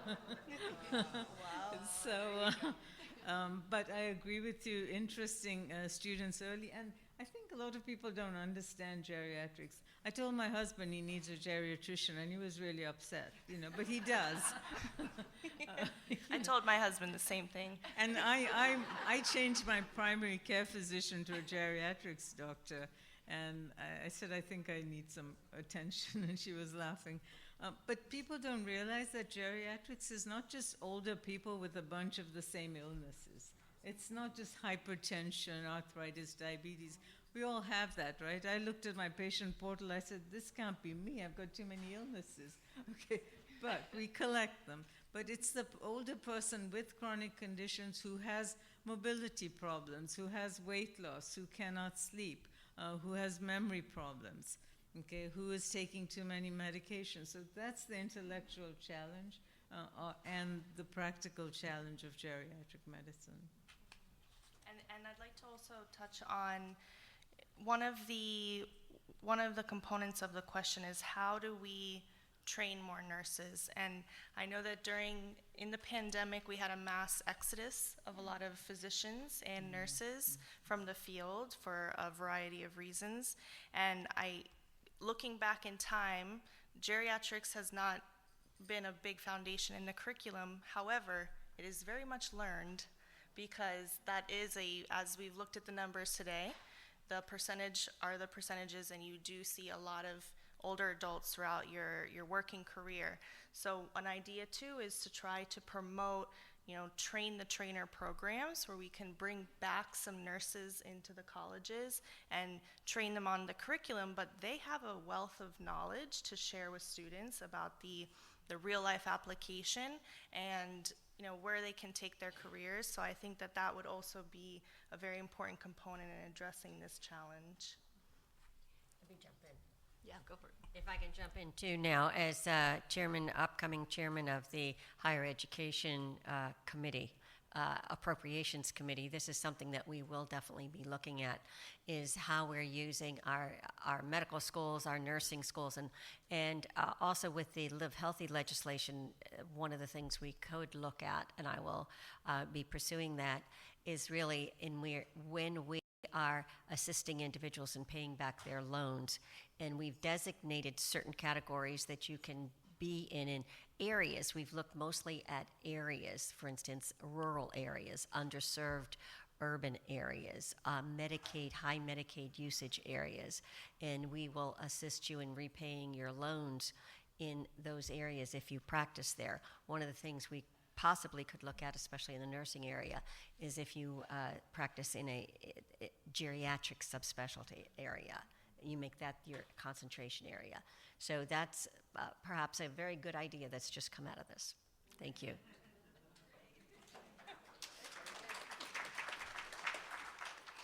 And since y'all were talking about disease management, I know the Live Healthy legislation also included language for preventative health screenings to ensure early diagnosis and better management of chronic diseases. Dr. Pandya, can you talk about some of the more common chronic conditions that you see in your patients that older adults experience? Yes, I mean, the commonest things that you learn as a geriatrician is hypertension, arthritis, and hearing difficulties. How many people could raise their hand to that? Probably a lot of us. I mean, I don't need to know any personal information, but a lot of us could. Okay, so that's you're kind of down that slope. The other things, and I see a lot of people with diabetes, but that's my specialty. But however, a third of older adults have diabetes, some of whom don't know they have diabetes in this country. And then, of course, memory problems, Alzheimer's being the most common. Heart disease is very common. You mentioned mental health problems, depression, loneliness. And one thing that doesn't get much press is chronic kidney disease, because that is common, but it's silent. You often don't know till you have abnormal labs. So, and that can underlie hypertension, diabetes, age, other problems can lead to chronic kidney disease. And there's a big movement nationally to prevent people from ending up with, dialysis. The other thing is, 58% of Floridians have more than 3 chronic conditions. So we could probably, all, raise our hands to some of this if you happen to be in the right age group. But one thing we don't realize is disability, just functional impairment. It's not a disease in itself, but it can change the quality of life. It can change the person's life. And we heard from housing, transportation, how quality of life can change with disability. So in Florida, actually I think in Broward County, about 20% of people have walking difficulty, older adults. 10% memory problems, 7% self-care, vision problems 6%, and any disability is experienced by over 30% of older adults. So I think more than diseases, we have to think of the overall person, which is the job of geriatric medicine, to promote function. We can't cure a lot of conditions, we can manage them very well. And even cancer survival rates are improving. But we have to improve function. So as geriatricians and geriatric health professionals, we focus on function as well. Thank you. And I know you mentioned memory disorders, so I have a question for Dr. Brumley. Dementia is one of the leading causes of disability and dependency among older adults, placing significant strain on healthcare systems worldwide. Florida has the second highest number of people with Alzheimer's in the United States, with an estimated 580,000 people over 65 living with the disease today. How can healthcare systems better adapt to the growing prevalence of dementia, and what role should early diagnosis, care coordination, and specialized training play in mitigating its impact on patients and healthcare providers? All right, big question. I hope everybody has all night. Okay, so, first off, I'd just like to briefly mention that dementia itself is an umbrella term for a set of symptoms, okay, which usually can include memory changes, thinking changes, behavior, and the ability to perform daily activities, the functional abilities that Dr. Pandaya was mentioning. These can include physical limitations, but also what we call instrumental activities of daily living, like managing finances, managing their calendar, and driving. Back to the driving. Then there are many types of diseases that cause dementia, leading cause being Alzheimer's disease, vascular dementia, Lewy body. There's a series of different types of dementia. Now, what do you think is the highest risk factor for developing dementia? Age. Yes. Age. It's age. It's actually age, quite simply age. So, that being said, in looking at the numbers that Mr. showed us earlier, the approximate numbers for prevalence of dementia, about 1 out of 10 people over the age of 65 will develop a dementia, and this increases to 1 out of 3 in those over the age of 85. And as we see, we're expecting that the population of those age 85 and older is expected to triple. So we need to develop ways, and through policy changes like we've mentioned here, and through community-based centers, there are a lot of ways to help with early diagnosis and intervention, I call it cognitive health, care coordination, specialized training, and making sure that we're utilizing our resources. I'd really like to focus on that today. That I know that a lot of us are really looking at what policy do we need to develop, and what funding do we need to ask for. But I'd also like to make mention of what is available now, and now we really should be focusing on what is available now and making sure we're utilizing that. And a part of that is making sure that we as community partners are partnering, and we know each other, we know about each other. And today has been incredible. I've learned so much about so many different organizations that would be very beneficial to the population that we serve at the center. So, we work with several grants from the Administration for Community Living, the Florida Department of Elder Affairs. We have private funding, so we work with Medicare and other commercial insurances.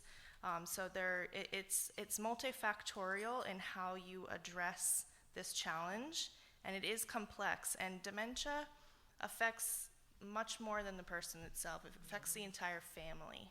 And that's really the most profound aspect of it that we see in our clinic. And that's what we really focus on is, and that's why as a nurse-led center, we really look at this comprehensively and try to do a lot of education and support. And that's through the care navigation with utilizing our nurses and our social workers. We have an adult daycare program that's specialized for memory disorders so that we can help keep people in their homes for as long as possible. At a certain point that becomes, there does become a point where sometimes that has to change for some people, but there are a lot of means to do it, and it's just about learning how to connect on those resources. If I could jump in on this one also, I know what we have been doing over the last few years, and I want to give a special shout out to Casey DeSantis, First Lady, in her Hope Navigators program. That is extremely helpful in helping family members to navigate the difficulties of having a family member with some type of dementia, whether it's Lewy bodies, Alzheimer's, or whatever.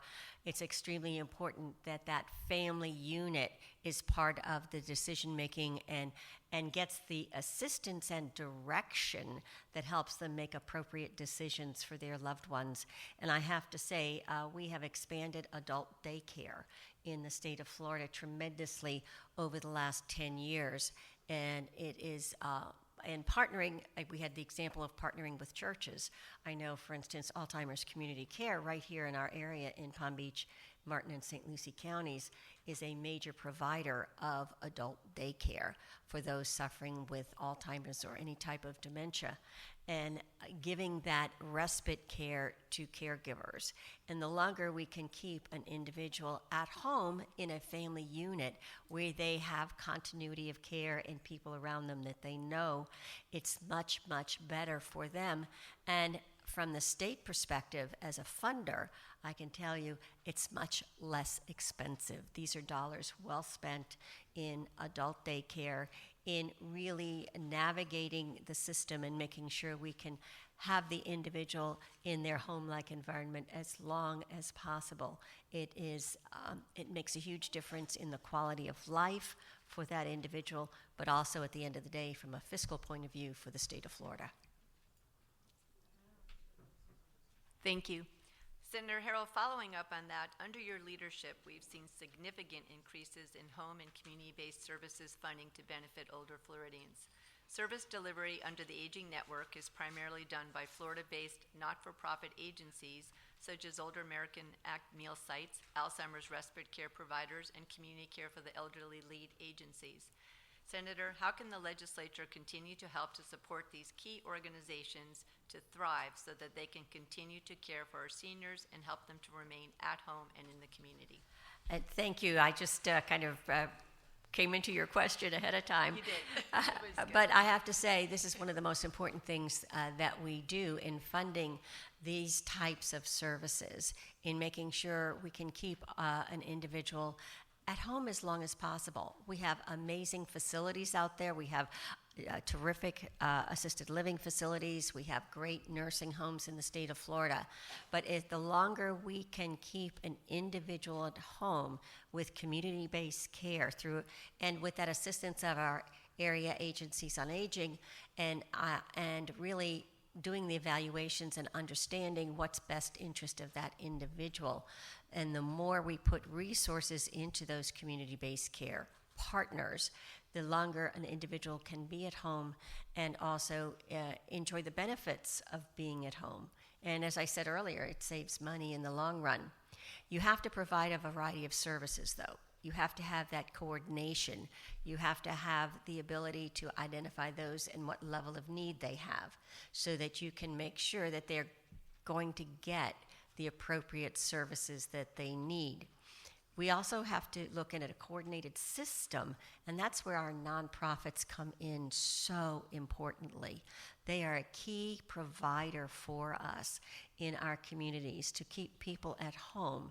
And then you also have to have supports for the family members. You know, I took care of my grandmother. She didn't live with me, but I was the caregiver and made sure she had the appropriate care. I helped with my mother, so I've done that, and I understand how difficult and draining it is on the caregiver. So you need the supports for the caregiver as well. And that's where education comes in, community education, and you being here today is a key, an important part of the solution to this problem. And as I said earlier, we are a growing state, growing population, and I have to say, our old, those over 85, are growing at such a significant number as the baby boomers are getting older, and as the war babies are getting older and older and living longer, which is wonderful. But we have to all partner together to make sure that those services are there. Respite care is there, assistance in navigating the situation, and then also from the medical point of view, that we have the appropriate treatment for people. So it takes the community. It takes a community to do it.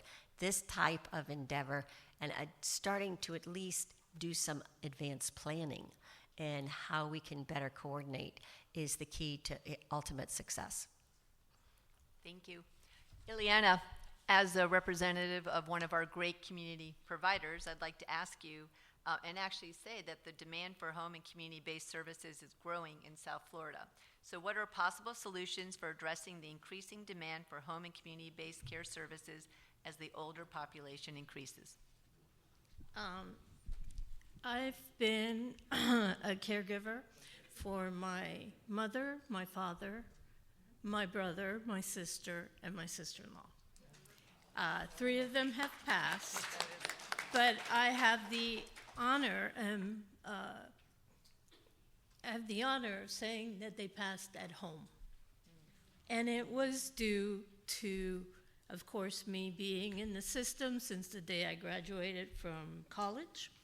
And aside from that, from my family, my entire family, assisting with every one of them. Currently, we're dealing with my sister, who's, declining too quickly, and my sister-in-law is doing pretty good considering my brother just passed this year. But I understand what you're saying, Senator, and in reality, it's not just, I don't know if it's me. Uh-oh, who's that?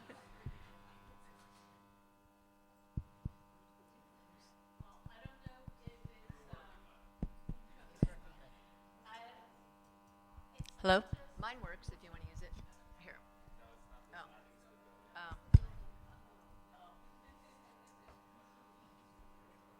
It's not just adult daycare that's needed. I think mine's louder if you want to, even though the bill. Oh, you got it? Maybe. Okay. I didn't hear it now. Okay. Is it on? It's not just adult daycare, like you were saying. We need the respite.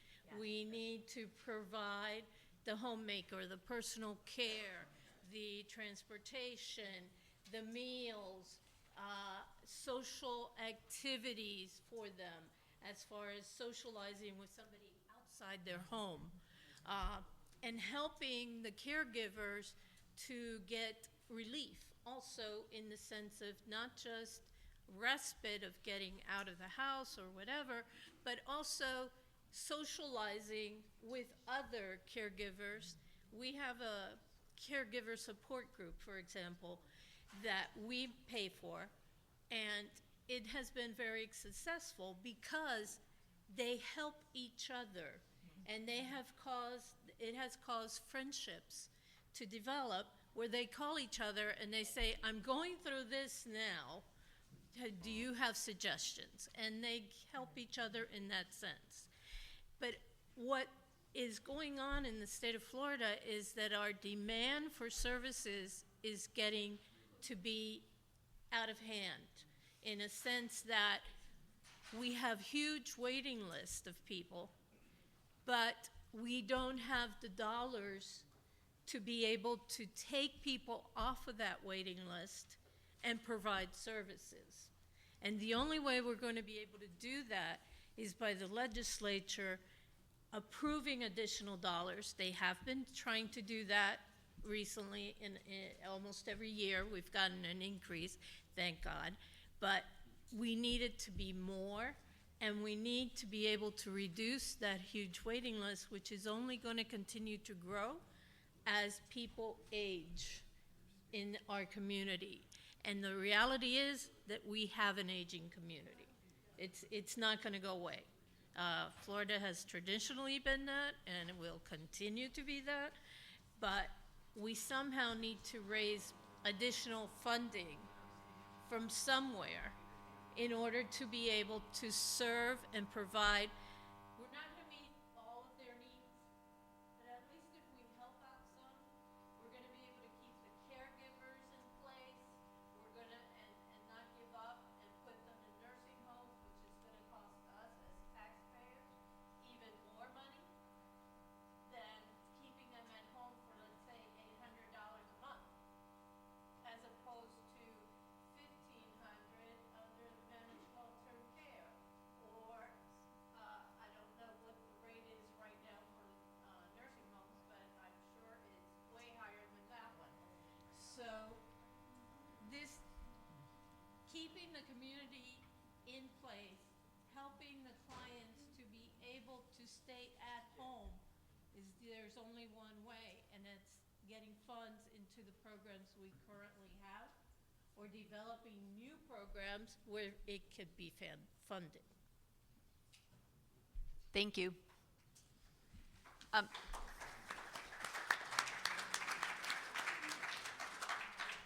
want to cover caregivers, but before we do that, let's talk about long-term care. Since you mentioned that, let's call upon Jason. Jason, can you tell us walk us through what the difference is between a nursing home and an ALF? Because a lot of people don't know that. I get that question all the time. And what types of clients they service, services they provide, and how the funding works. I would love to. Thank you. You're welcome. And I mean, that is a great question, because we see this all the time of people confusing the two. And y'all can't hear me? Nope. Can we? Okay. All right. Is that better? Okay. Yes. So, like from my vantage point with assisted living, I would say if I can give everybody here today one takeaway, it's when you're looking for solutions, don't let assisted living fall between the cracks. And the reason I say that is because they are a little bit different from everything else. Assisted living is holistically, it's the private market solution to a problem between home-based care and nursing homes. And a lot of times we get confused for nursing homes. It happens all the time. So at a high level, I'll give you a few examples. Nursing homes, to a degree, it's, for lack of a better word, it's almost like a bed in a hospital. Versus an assisted living facility, the intent of it is to be your home. It's an apartment that you live in where you do get some additional services. So the intent is to be a home-based environment with a little bit of a medical overlay. That's one difference that a lot of people don't understand. Another one is that when you look at the funding source, so nursing homes are regulated by the state government and the federal government. So they're embedded in Medicaid. They get Medicaid dollars, which we've heard about a lot.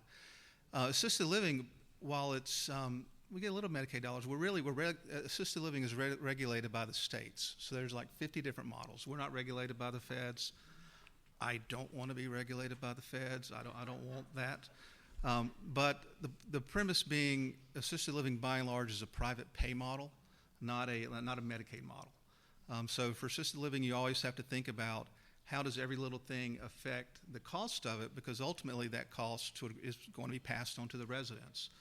So you're always threading that needle about the buildings, the services, the staff, the cost. Every little regulation in and of itself may be okay, but when you have a lot of them together, they all do add up. So it's important to understand that funding dynamic too. I've hit the federal and state. I've hit the Medicaid. One other one, I will say this, for assisted living, because it is private pay, it saves our national partner, Residents staying in assisted living saves the state about $9 billion a year from not going into nursing homes. So that kind of gives you an aggregate amount of what you're looking at. Again, for ALFs statewide, you're talking a ballpark 3,000 ALFs, ballpark 117,000 beds. They're probably 90% full. But that's at least some differences. But when you guys are out there in your jobs, your regular jobs, and thinking about this, just don't hesitate to ask, hey, what about ALFs? If someone's talking about home health or someone's talking about nursing homes, how does this impact ALFs? Because they are a little bit different. And if y'all want to learn, we have members throughout the state. We're happy to set up tours, meet and greets, whatever y'all would like to have. Jason, following up on that, are you seeing a change in the types of patients that are entering ALFs at this time? Yes, ma'am. Great question. So, what we're seeing, and you're hearing it today, people want to stay in their houses, their homes, longer. And as you do that, you delay by years entering into assisted living facilities. What you're going to get with that, you're going to have an older population, a much more needy population, more services, much more medication, much more activities of daily living that they need. And it's going to, you're going to see a lot more of that. So within our industry, we have a saying, if you've seen one ALF, you've seen one ALF. And the reason is they're all different. They all operate different. They all have different philosophies. They all have different ADRD programs. They're all, and that's intentional. We want flexibility because it's a private party solution. So, with residents, you're going to get the full gambit. You're going to get younger people who don't need a lot of help, and you're going to get older people who do need a lot of help. But we are seeing that shift to the older. And so that within our industry, it causes them to look at it, and you have ALFs who will focus on that, and you'll also have ALFs who will not focus on that. So you're going to see a lot of, I guess this is helping initiate a lot of potential change for our industry, a lot of potential disruption as our communities evolve with with seniors.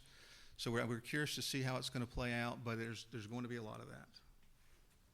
Thank you. And Ileana, I'd like to ask you a question. Many people think that Medicare will pay for long-term care, and then they're surprised. Would you kind of explain the system and how it works? Medicare does not pay for long-term care, and Medicare will only pay for episodes in which they will provide a short period of time, mostly when people leave a hospital because they had an operation or something. Then they're given like 3 days a week a bath, and it will be for like 2 months or 3 months at the most. And then it ends.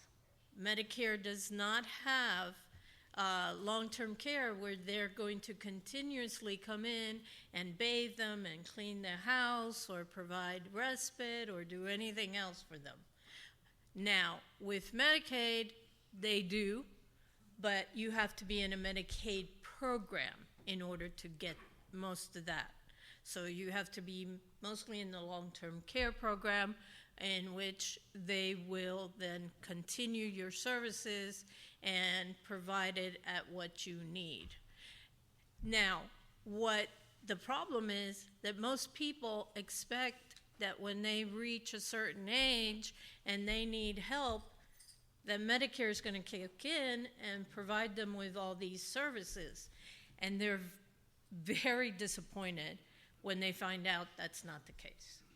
So again, we are reliant on state programs in order to provide what these people need and to keep them at home.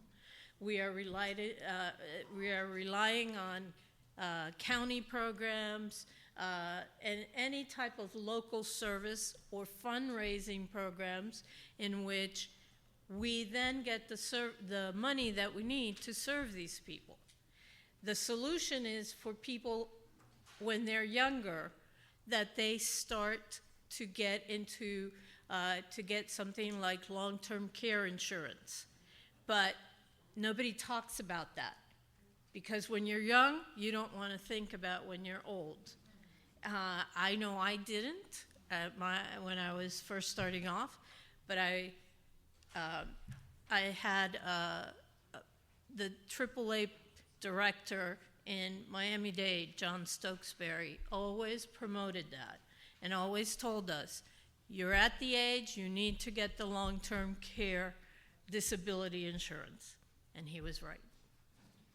So we need to educate young people to understand and that they have to look out for their own future, because we don't know if Medicare is going to be there.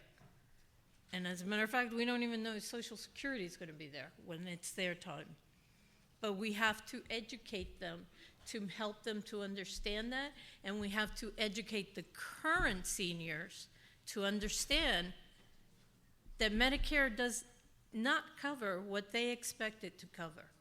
And it's not going to ever cover it because they're in a shortfall, so it's not going to work out for that end. So we need to work and use advocacy to try to expand the programs and the services that we currently have in effect at the time. Thank you. I have one other area I'd like to cover before we go to our Q&A, and that's caregivers.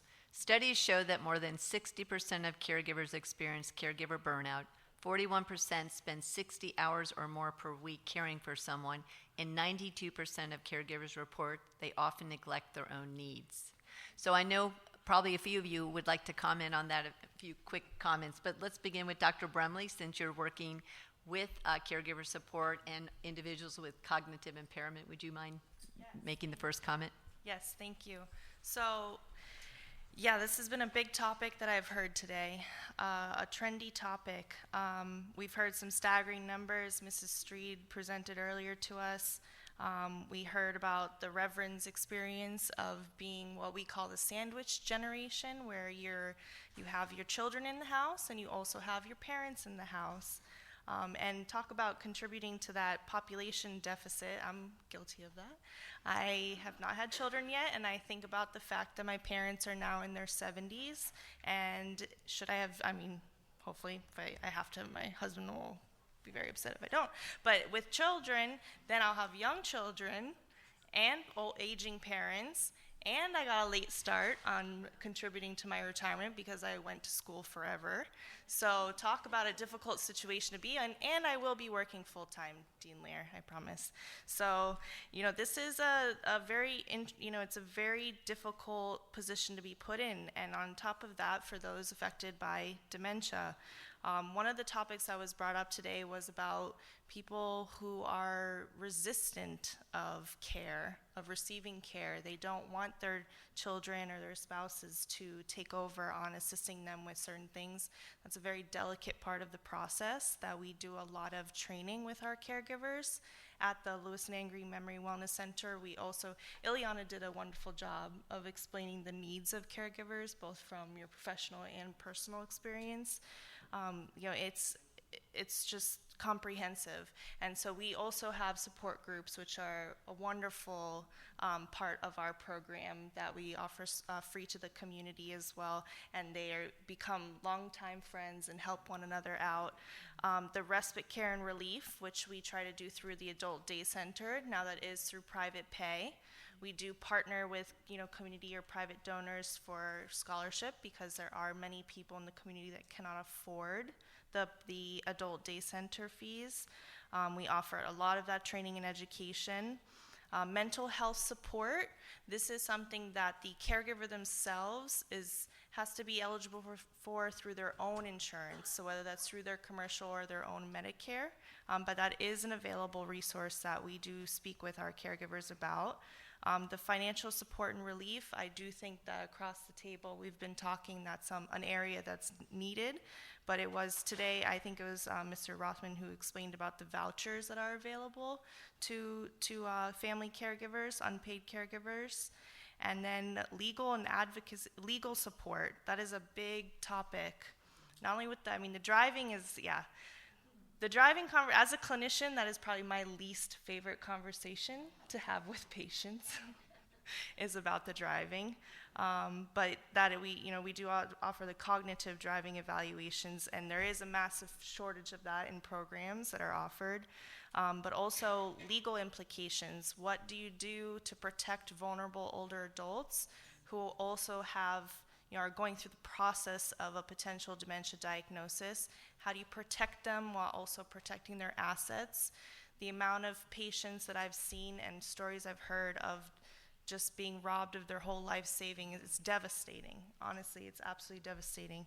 So, and then the long-term care planning, when is the time to transition from home-based to long-term care solutions? So it's a very challenging topic and something that is being addressed. For example, we did just receive a major grant to go into Broward County, where we're going to be seeking people that are living alone and going to and doing home visits from social worker and community health workers to do home visits and do those evaluations to connect them with resources. We're also going to be, that's also going to be funding caregiver training programs, and as well as a slew of training the trainer. We're going to be doing a lot of training for healthcare workers on these specific areas as well. Oh, sure. I'd love to jump in. I'm sorry. I always have my 2 cents I need to put in. I think the best thing we can do as a community is really support our nonprofits out there who are really helping to make people more aware of the depth of the problem, number one. And this organization doing this today is just phenomenal, having all these counties come together and truly address it. As local, government officials back in your cities and counties, I think promoting the kind of endeavor that we're doing right here and getting the word out and helping local organizations really discuss the issues, whether it is getting long-term insurance, whether it is forming a support group to help other people support their loved ones, and working together as a community. So I just want to say thank you, to our wonderful group here, for everybody coming today. This has just been phenomenal.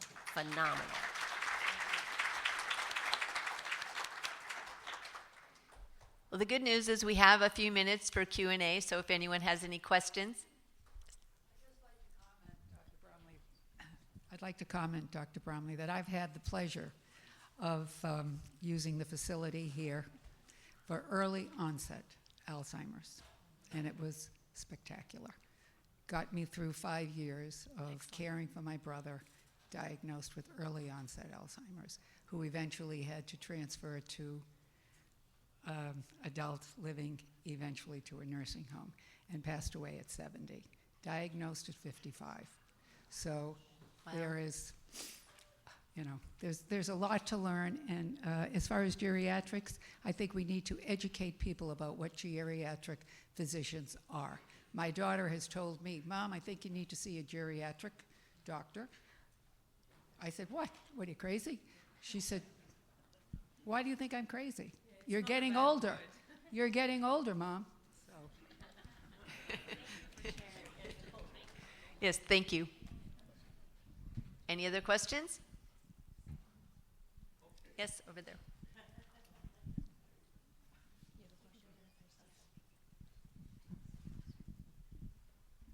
Hi, this is more a comment observation. Thank you so much. This has been very helpful. I had 2 aging parents who retired to South Florida 2014. They came together, they moved into independent living and eventually went into assisted living. My mother had Alzheimer's, and they had what was affordable long-term care insurance that they had purchased way back when they were either in their 40s or 50s. When my late husband and I looked into it, it was no longer affordable. So I predict, this is my observation, that we're going to reach a point where the people who have the long-term care insurance that can go into these private facilities are going to diminish more and more, and we're going to be relying more on the state-subsidized and public. That's just an observation, and I wonder if our politicians are preparing for all of that. So I wanted to point that out. I also wanted to ask if we're working more and more towards prevention, particularly Alzheimer's, dementia. and where we are in coming together with that, and also encourage more and more and more thinking out of the box. You guys have done amazing work in that. I see so many more opportunities to integrate.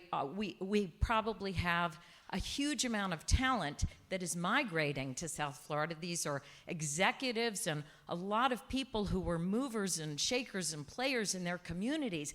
They're not just here to play golf, hopefully.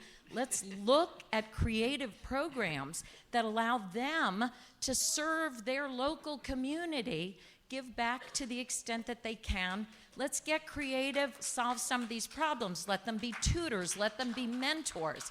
So that's what I would love to see. So, thank you. Thank you. Any other questions? Thank you. And I think my question is mainly for the two doctors up here. You were talking about geriatrics, and I have two parents in their 70s. One is terribly poor health. Thankfully, my mom is still going strong, but my dad's in the VA system. And I wanted to get your opinion on the geriatrics, because over the years, he's had a lot of poor health choices that he's made since most of his life. And he's on a number of medications, and he has very different doctors who keep prescribing more medications. And he doesn't seem to have one overall doctor. And I guess I'm curious, is geriatrics really the point where you have that one source who really is looking at the whole patient and not just on the pharmaceuticals, which are a gallon bag worth of medication, let's be honest here, and diabetes and all the stuff that goes with that. But when we talk geriatrics, I know I've mentioned it to my parents, and they're like, oh my God, don't do that. But is this really, for education purposes, to talk to the communities, are you the primary care doctor that they need to kind of move to as having that overall picture of the health of the whole patient and not just the specialist? That's a good question. The answer is, can you hear me?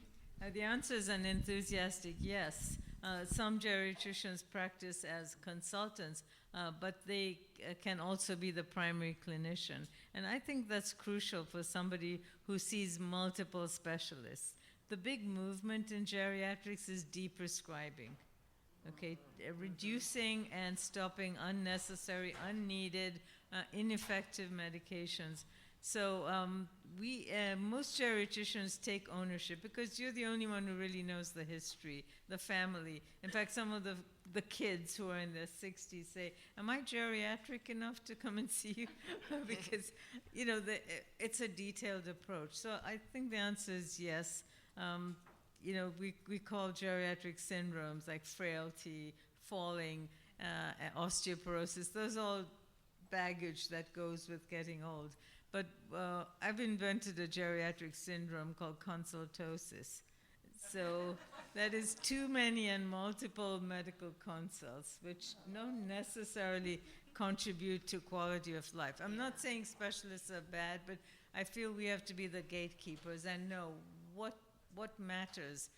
And so if I can just mention the 4M approach, what we're using is an age-friendly approach to healthcare, which is evidence-based, promoted by the Institute of Healthcare Improvement. So if you go out, just remember 4 M's. It's mentation, mobility, medication, and what matters most. And I think if people looked at an older person in that framework, you'd actually capture everything. And what matters most is really important. It's not what matters to the specialist. And we shouldn't just treat to the diseases. We should treat to what matters to the patient.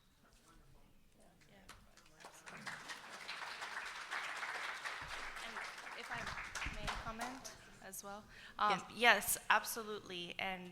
But kind of summing back to earlier, there's a huge shortage for finding those primary care providers that specialize in geriatrics or gerontology. That's what I did for a few years prior to returning back to FAU. And my panel filled up pretty much within 6 months. And it was, high demand, great for business, but very difficult. So it is also a wonderful way, the way that geriatric professionals practice, it's a great way to reduce Medicare dollars. It's a big push from Medicare Advantage plans as well to try to bring it home and not use so many specialists and to do more of that comprehensive care, that de-prescribing, very important. And then speaking back to the preventative brain health, big time. The dementia that someone might be diagnosed with at 80 began at 30. So I really encourage all of you to please, there's wonderful resources online. Alzheimer's Association has great literature. Look up the ways that you can be living healthy and protecting your brain, because we are all vulnerable to these changes, and it starts as early as possible. Thank you.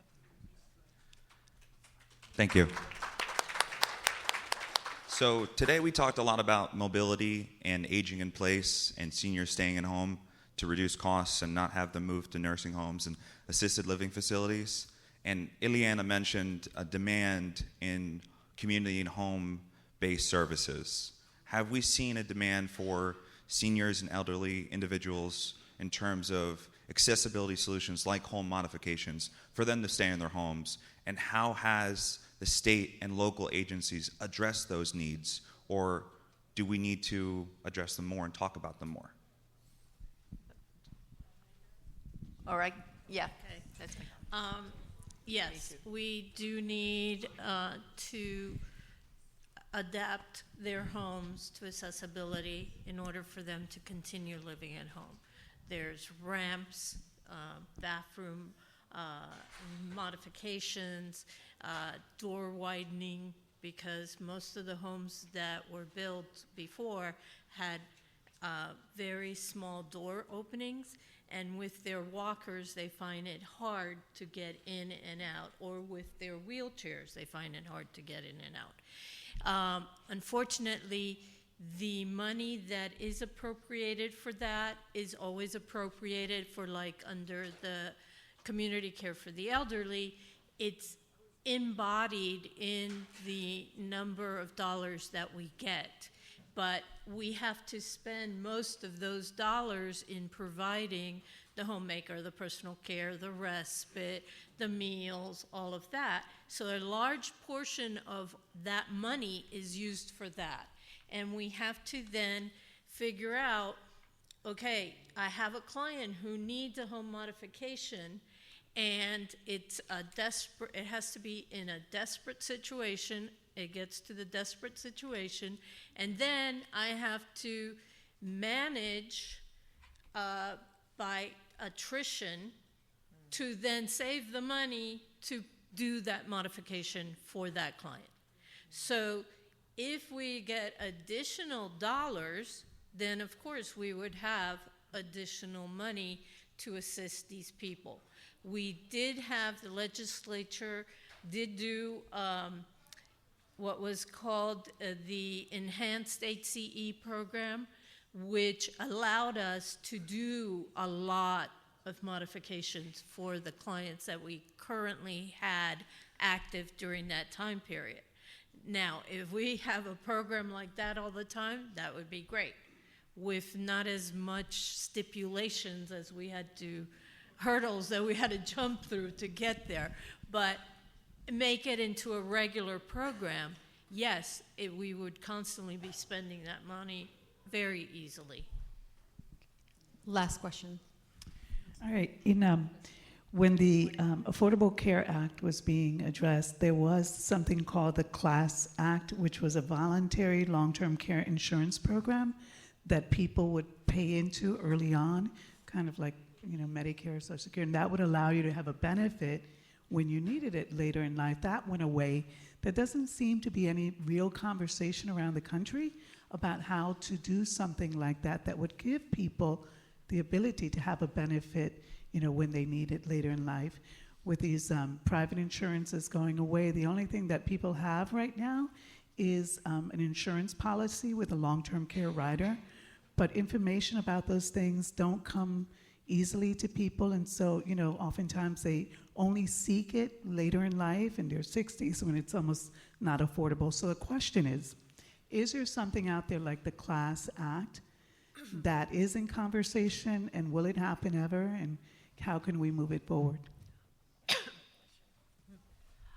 That truly is a federal issue. That is not a state issue. The state does provide Medicaid to individuals. In fact, probably in our nursing homes, more than 65% of those individuals in nursing homes are covered under Medicaid.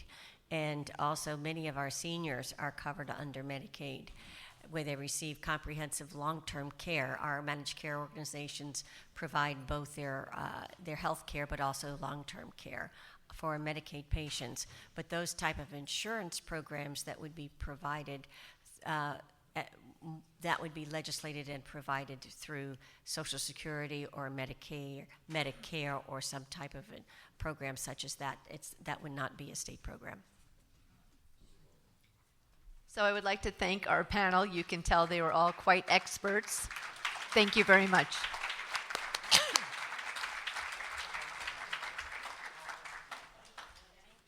Something in my throat.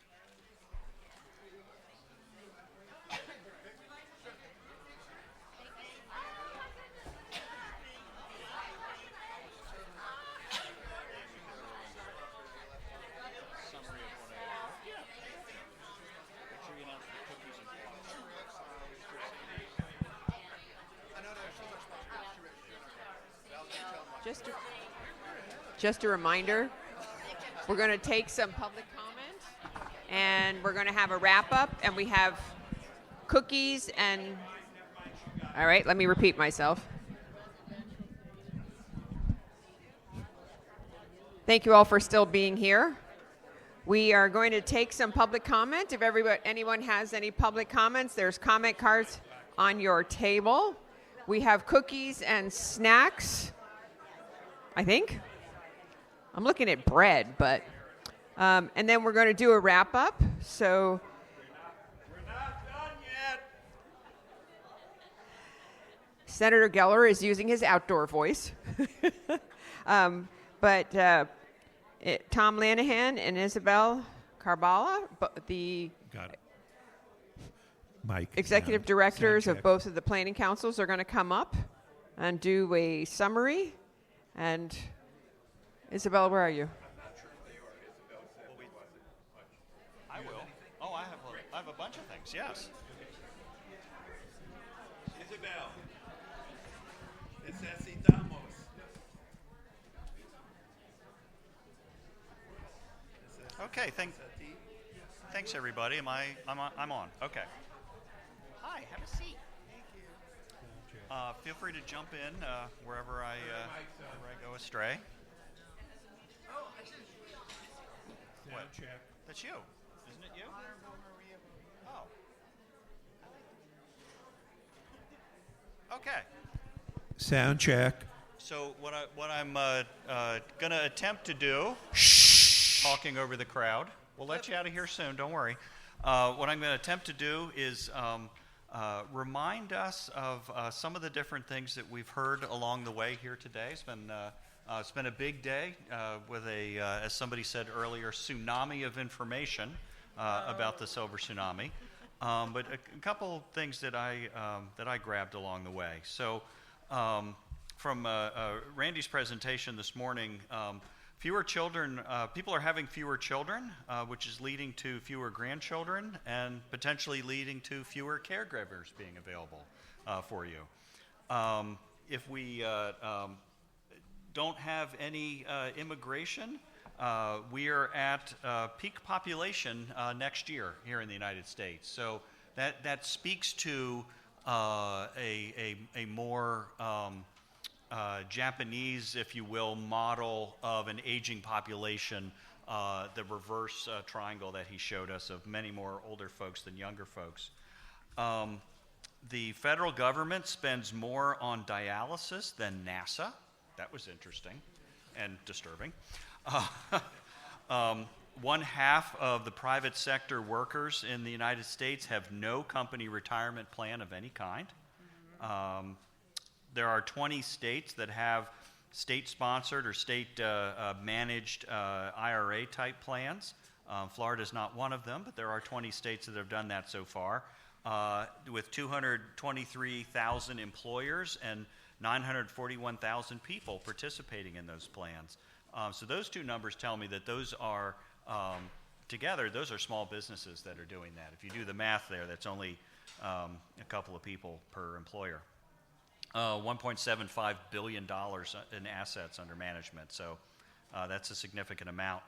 States can be good laboratories to try out new ideas. Try them out, see if they work, see what other states are doing, that kind of thing. To address shortfalls or waiting lists in some of our programs, it was pretty simple. 2 words from Senator Rich: fund it. Let's reduce those waiting lists. So it's not creating a new program, it's getting funds into those programs so they can reduce their lists. The fastest growing segment of homeless population is seniors.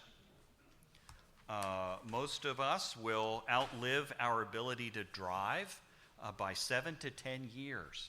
So we'll be 7 to 10 years beyond our period of being able to drive that we're still living. So something that AARP offers is walk audits of your community. I thought that was kind of interesting.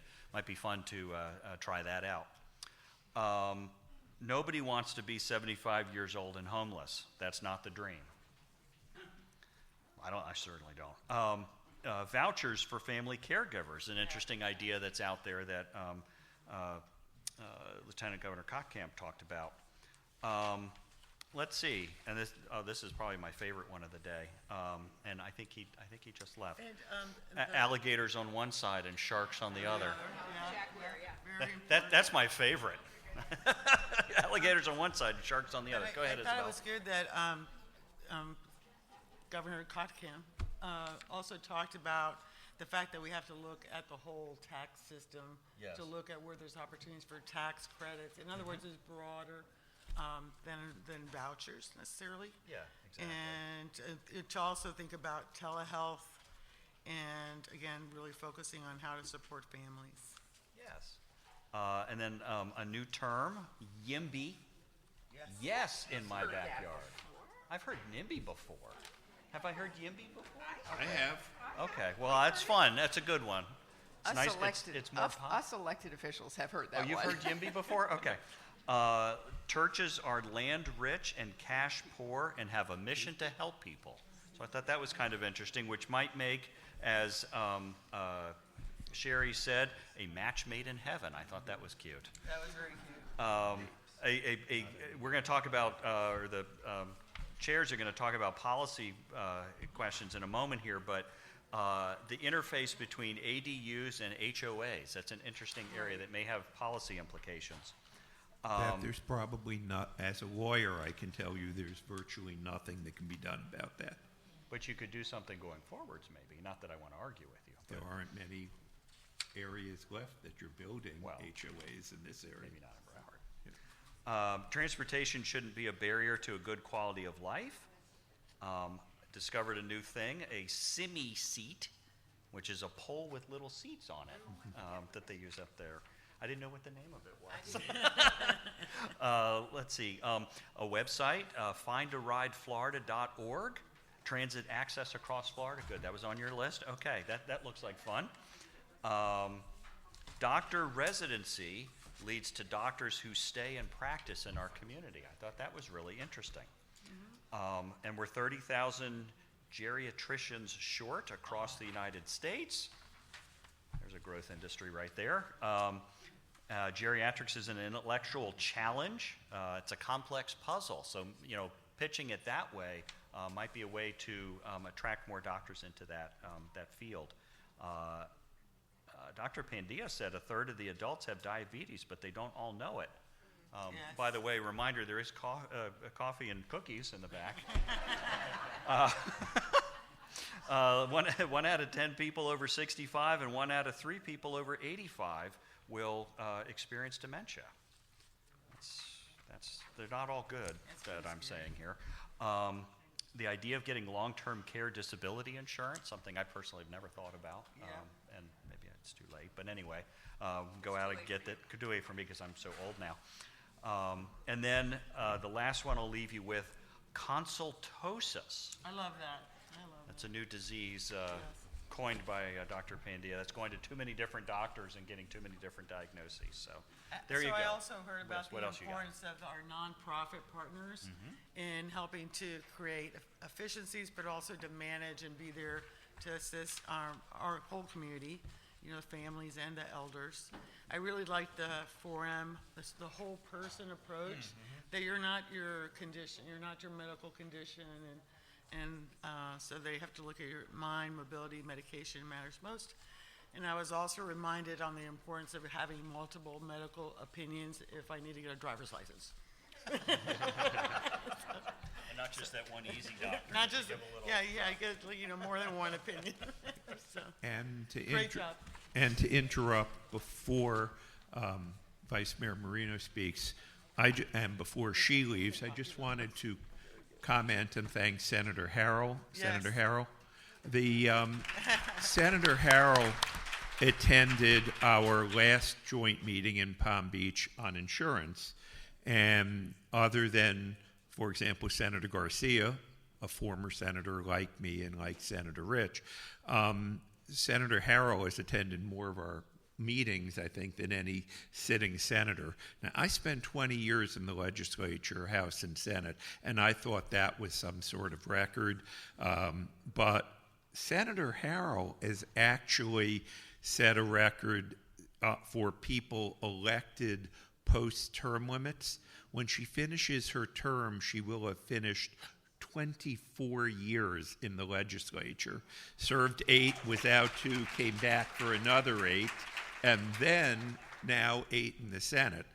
You may have set a record, Senator Harrell, and as a Democrat, an old-time one, it's good to see another old-time legislator, by which I mean one that is more concerned with public policy than seeking partisan advantage. So, Senator Harrell, I just want to thank you for being here and for doing the job that you do.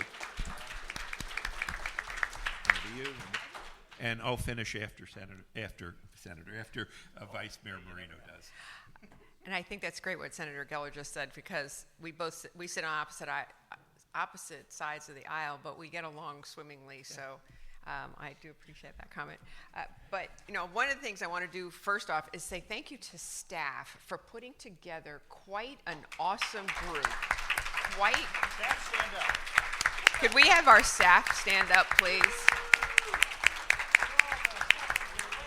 This was such a diverse collection of ideas, and you're kind of wondering, well, you know, we're South Florida, you know, we're regional planning. What does all of this have to do with regional planning? Well, in my eyes, we can't be planners. We can't look at this unless we look at a global perspective, and we have to take in all of the diverse situations that are possible within that perspective. So whether it's the homeless, whether it's the seniors, how are the seniors going to travel?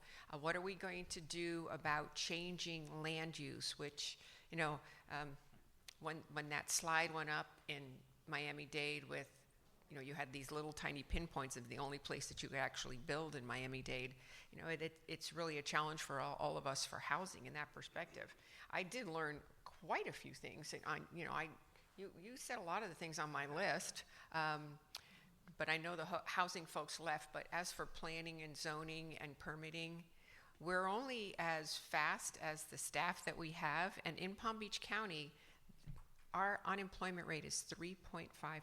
It went down from last month at 3.6%. So we actually have difficulty finding people to work. And that might be a challenge for all of you too, is finding those people that want to fill those jobs. And also we've heard from a lot of companies long term that have been in business a long time, not necessarily wanting to hire millennials, because the millennials or Gen Zs are moving around too much. And you know, people like my parents' generation, they did one job their entire lives. Folks these days are not doing one job their entire life, and they're moving around and they're chasing the buck. So, you know, that's a challenge for employers right now. And I put labor force here as one of my notes. And how do we get our younger generation to understand the aging process and the fact that they will be part of that process? And so taking care of seniors is really important, but knowing that They'll never grow old, just ask them. the juniors become seniors. Yes, and the 58% that will have more than 3 chronic ailments, conditions, that's a little nerve-wracking. But this has been a wonderful collection of people and questions. I think we didn't even have to have a lot of public comment, but because you all asked wonderful comments, wonderful questions along the way. So I'm going to turn it over to Senator Geller and let him Take it on home. take it on home. And if we can get out of here a little early, I don't have to get on 95 into traffic. My guess is we'll be out of here by 3:30 instead of 4 o'clock. So, because I think I'm the last speaker. So, on the other hand, maybe I'll just talk for 40 minutes. Just kidding. Just kidding. Okay. I wanted. I'll filibuster. The couple of issues first before I get into remarks, just from things I heard. I believe Joanna had brought up the issue on long-term care. I never was interested in purchasing it. Once I saw that they were doubling, tripling, quadrupling insurance rates and reducing benefits, at that point in time I realized there is no point, as far as I could see, in purchasing that type of insurance, knowing that at some point in time, if you buy it not expecting to use it for 30 years, but you're expecting it's going to be a flat rate, that's why you purchase it young, and then they can just arbitrarily and capriciously, I'm a lawyer, arbitrary and capricious, either cut the benefits, increase the payments, or both of them. No, whoever raised the question on something about under Affordable Care Act, yes, maybe something like that, but I hate to say I don't have and wouldn't purchase long-term care insurance for that specific reason. And there was a discussion that Randy had on immigration, and that was talking about the economy. Something that has not been discussed. I mean, I go out, I see all the times people, seniors that have caregivers with them.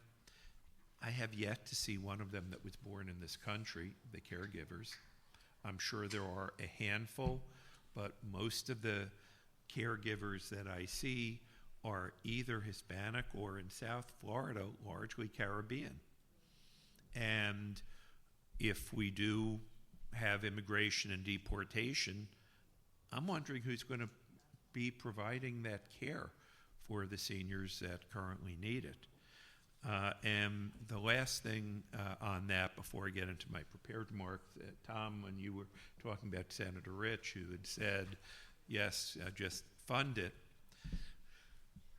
We need better education in civics because so many citizens see no connection between taxes and services. Most of my constituents, and I was elected to the legislature when I was 29 in 1988. I've served as either House, Senate, mayor, or county commissioner in the 80s, 90s, 2000s, 2010s, 2020s, and my constituents have not changed. They all want the same thing, more services and lower taxes. And until somehow we're able to make the connection between services and taxes, we're going to never be able to fund the programs that people want funded, because they do want them funded, but they also don't want to pay for it. Because, and I believe that can be done, but that's only because I believe in the services fairy that can wave his or her magic wand and provide services without paying for them. If you don't believe in the services fairy, then there is a connection between taxes and services, which most of our constituents don't understand. I want to take us back to the way I opened, by discussing topics. And it turns out that we pretty much followed what I brought up then. Randy led off with giving us really good statistics that I hope you go onto our website and download them, because they're really good data that anybody in this area needs to know about. I want to get back to one of my biggest concerns, which is I'm going to be able to retire comfortably. I mean, you never know. Cosmic flare or the Chinese could destroy our computers. My savings will disappear overnight. But under normal circumstances, I have a pension. I will get the maximum Social Security that they can ever pay, because I'll work until I'm 70, and I've been paying the maximum amount. And I have nice savings. I've been practicing law for 42 years. I don't believe that the average 40-year-old today will ever be able to retire unless we make fundamental changes, because that three-legged retirement stool doesn't exist any longer. We're talking, I'm going to contact Professor Antonelli. I hope, I'll see if Broward can set up a retirement program. Again, not mandatory and not requiring companies, but offering companies the ability to work with us. I hope Dade and Palm Beach will join, because if we can get 6 million people, we'll get every retirement company knocking down our doors to try and do that. But that's still not a pension that will help with retirement. The reason I don't think people are ever going to retire is lack of pensions primarily, and the fact that in the gig economy, people are not paying into Social Security, so they're going to get very little out. You know, I've had a lot of people come up to me and say, and complain, it's not fair that public sector employees are the only ones that have pensions today. And I agree with them, but their solution is backwards. It's not that public sector employees should lose their pensions. It's private sector employees need to get them back. Because today, I said only 11% private sector have. The majority of those are union employees. The fact is that 401ks and IRAs were never intended to replace pensions. Companies disbanded pensions and replaced them with 401ks because they're so much cheaper for the companies. But that means that the amount that people get from the defined contributions is much less than they were receiving from defined benefits.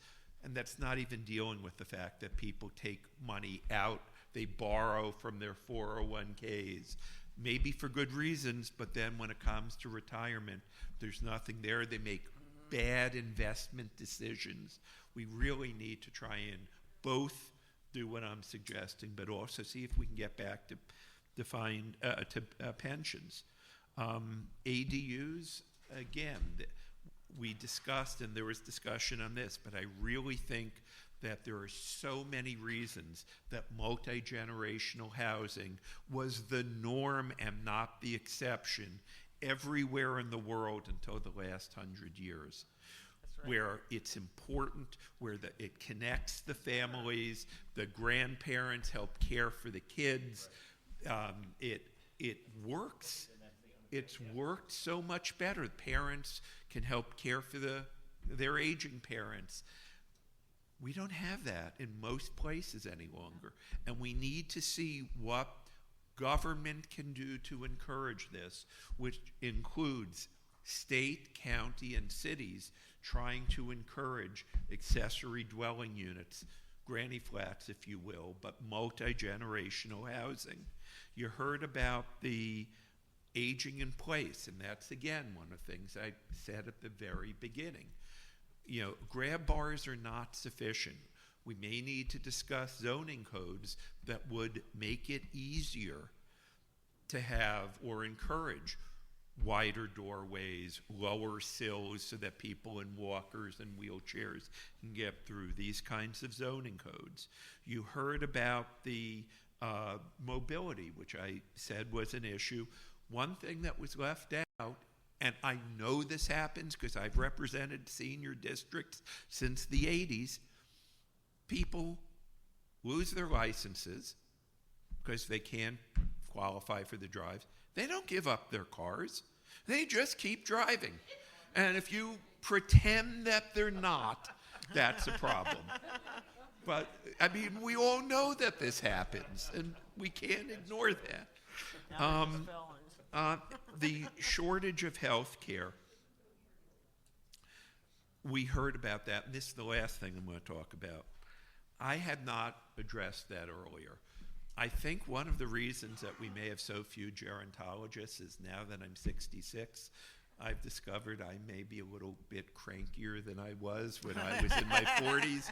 And, you know, there is a reputation that seniors can be a little crankier with their doctors, and that may be one reason why there's fewer gerontologists. Maybe we need to try and, if we want more gerontologists, we need to have a program, be nice to your doctor.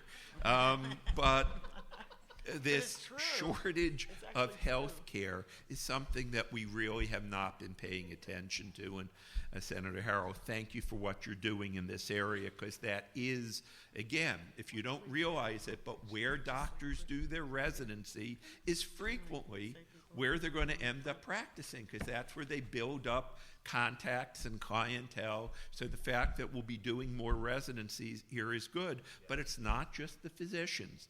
We have a whole shortage of healthcare providers for seniors. That's not getting better. No. We're getting more seniors. It's going to be getting worse. I don't know the solution. That wasn't one of the areas I was concentrating on. I'm going to concentrate on the zoning parts, ADUs, things like that, and see about the pension. I'm not an expert on healthcare, but we need to be able to understand how big the shortage is. What we can't do is have this conference and then say, great, we had this conference and it's dealt with now.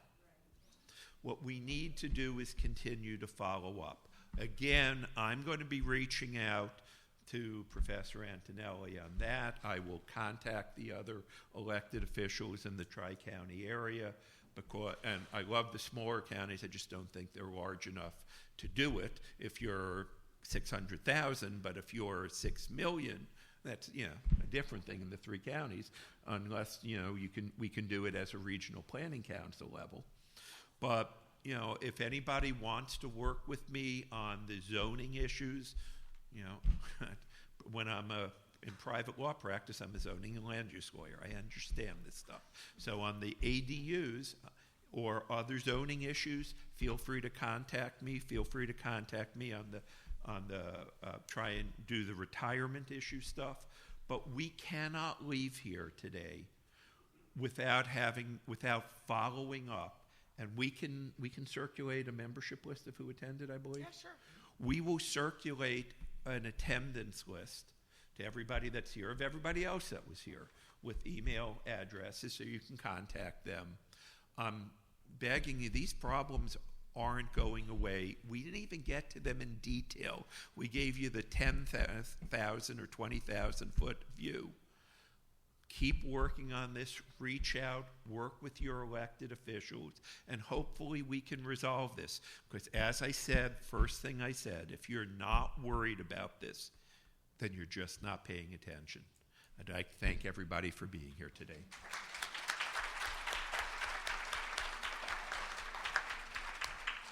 And we're done. Okay. We are adjourned. Sine die. Our sponsors.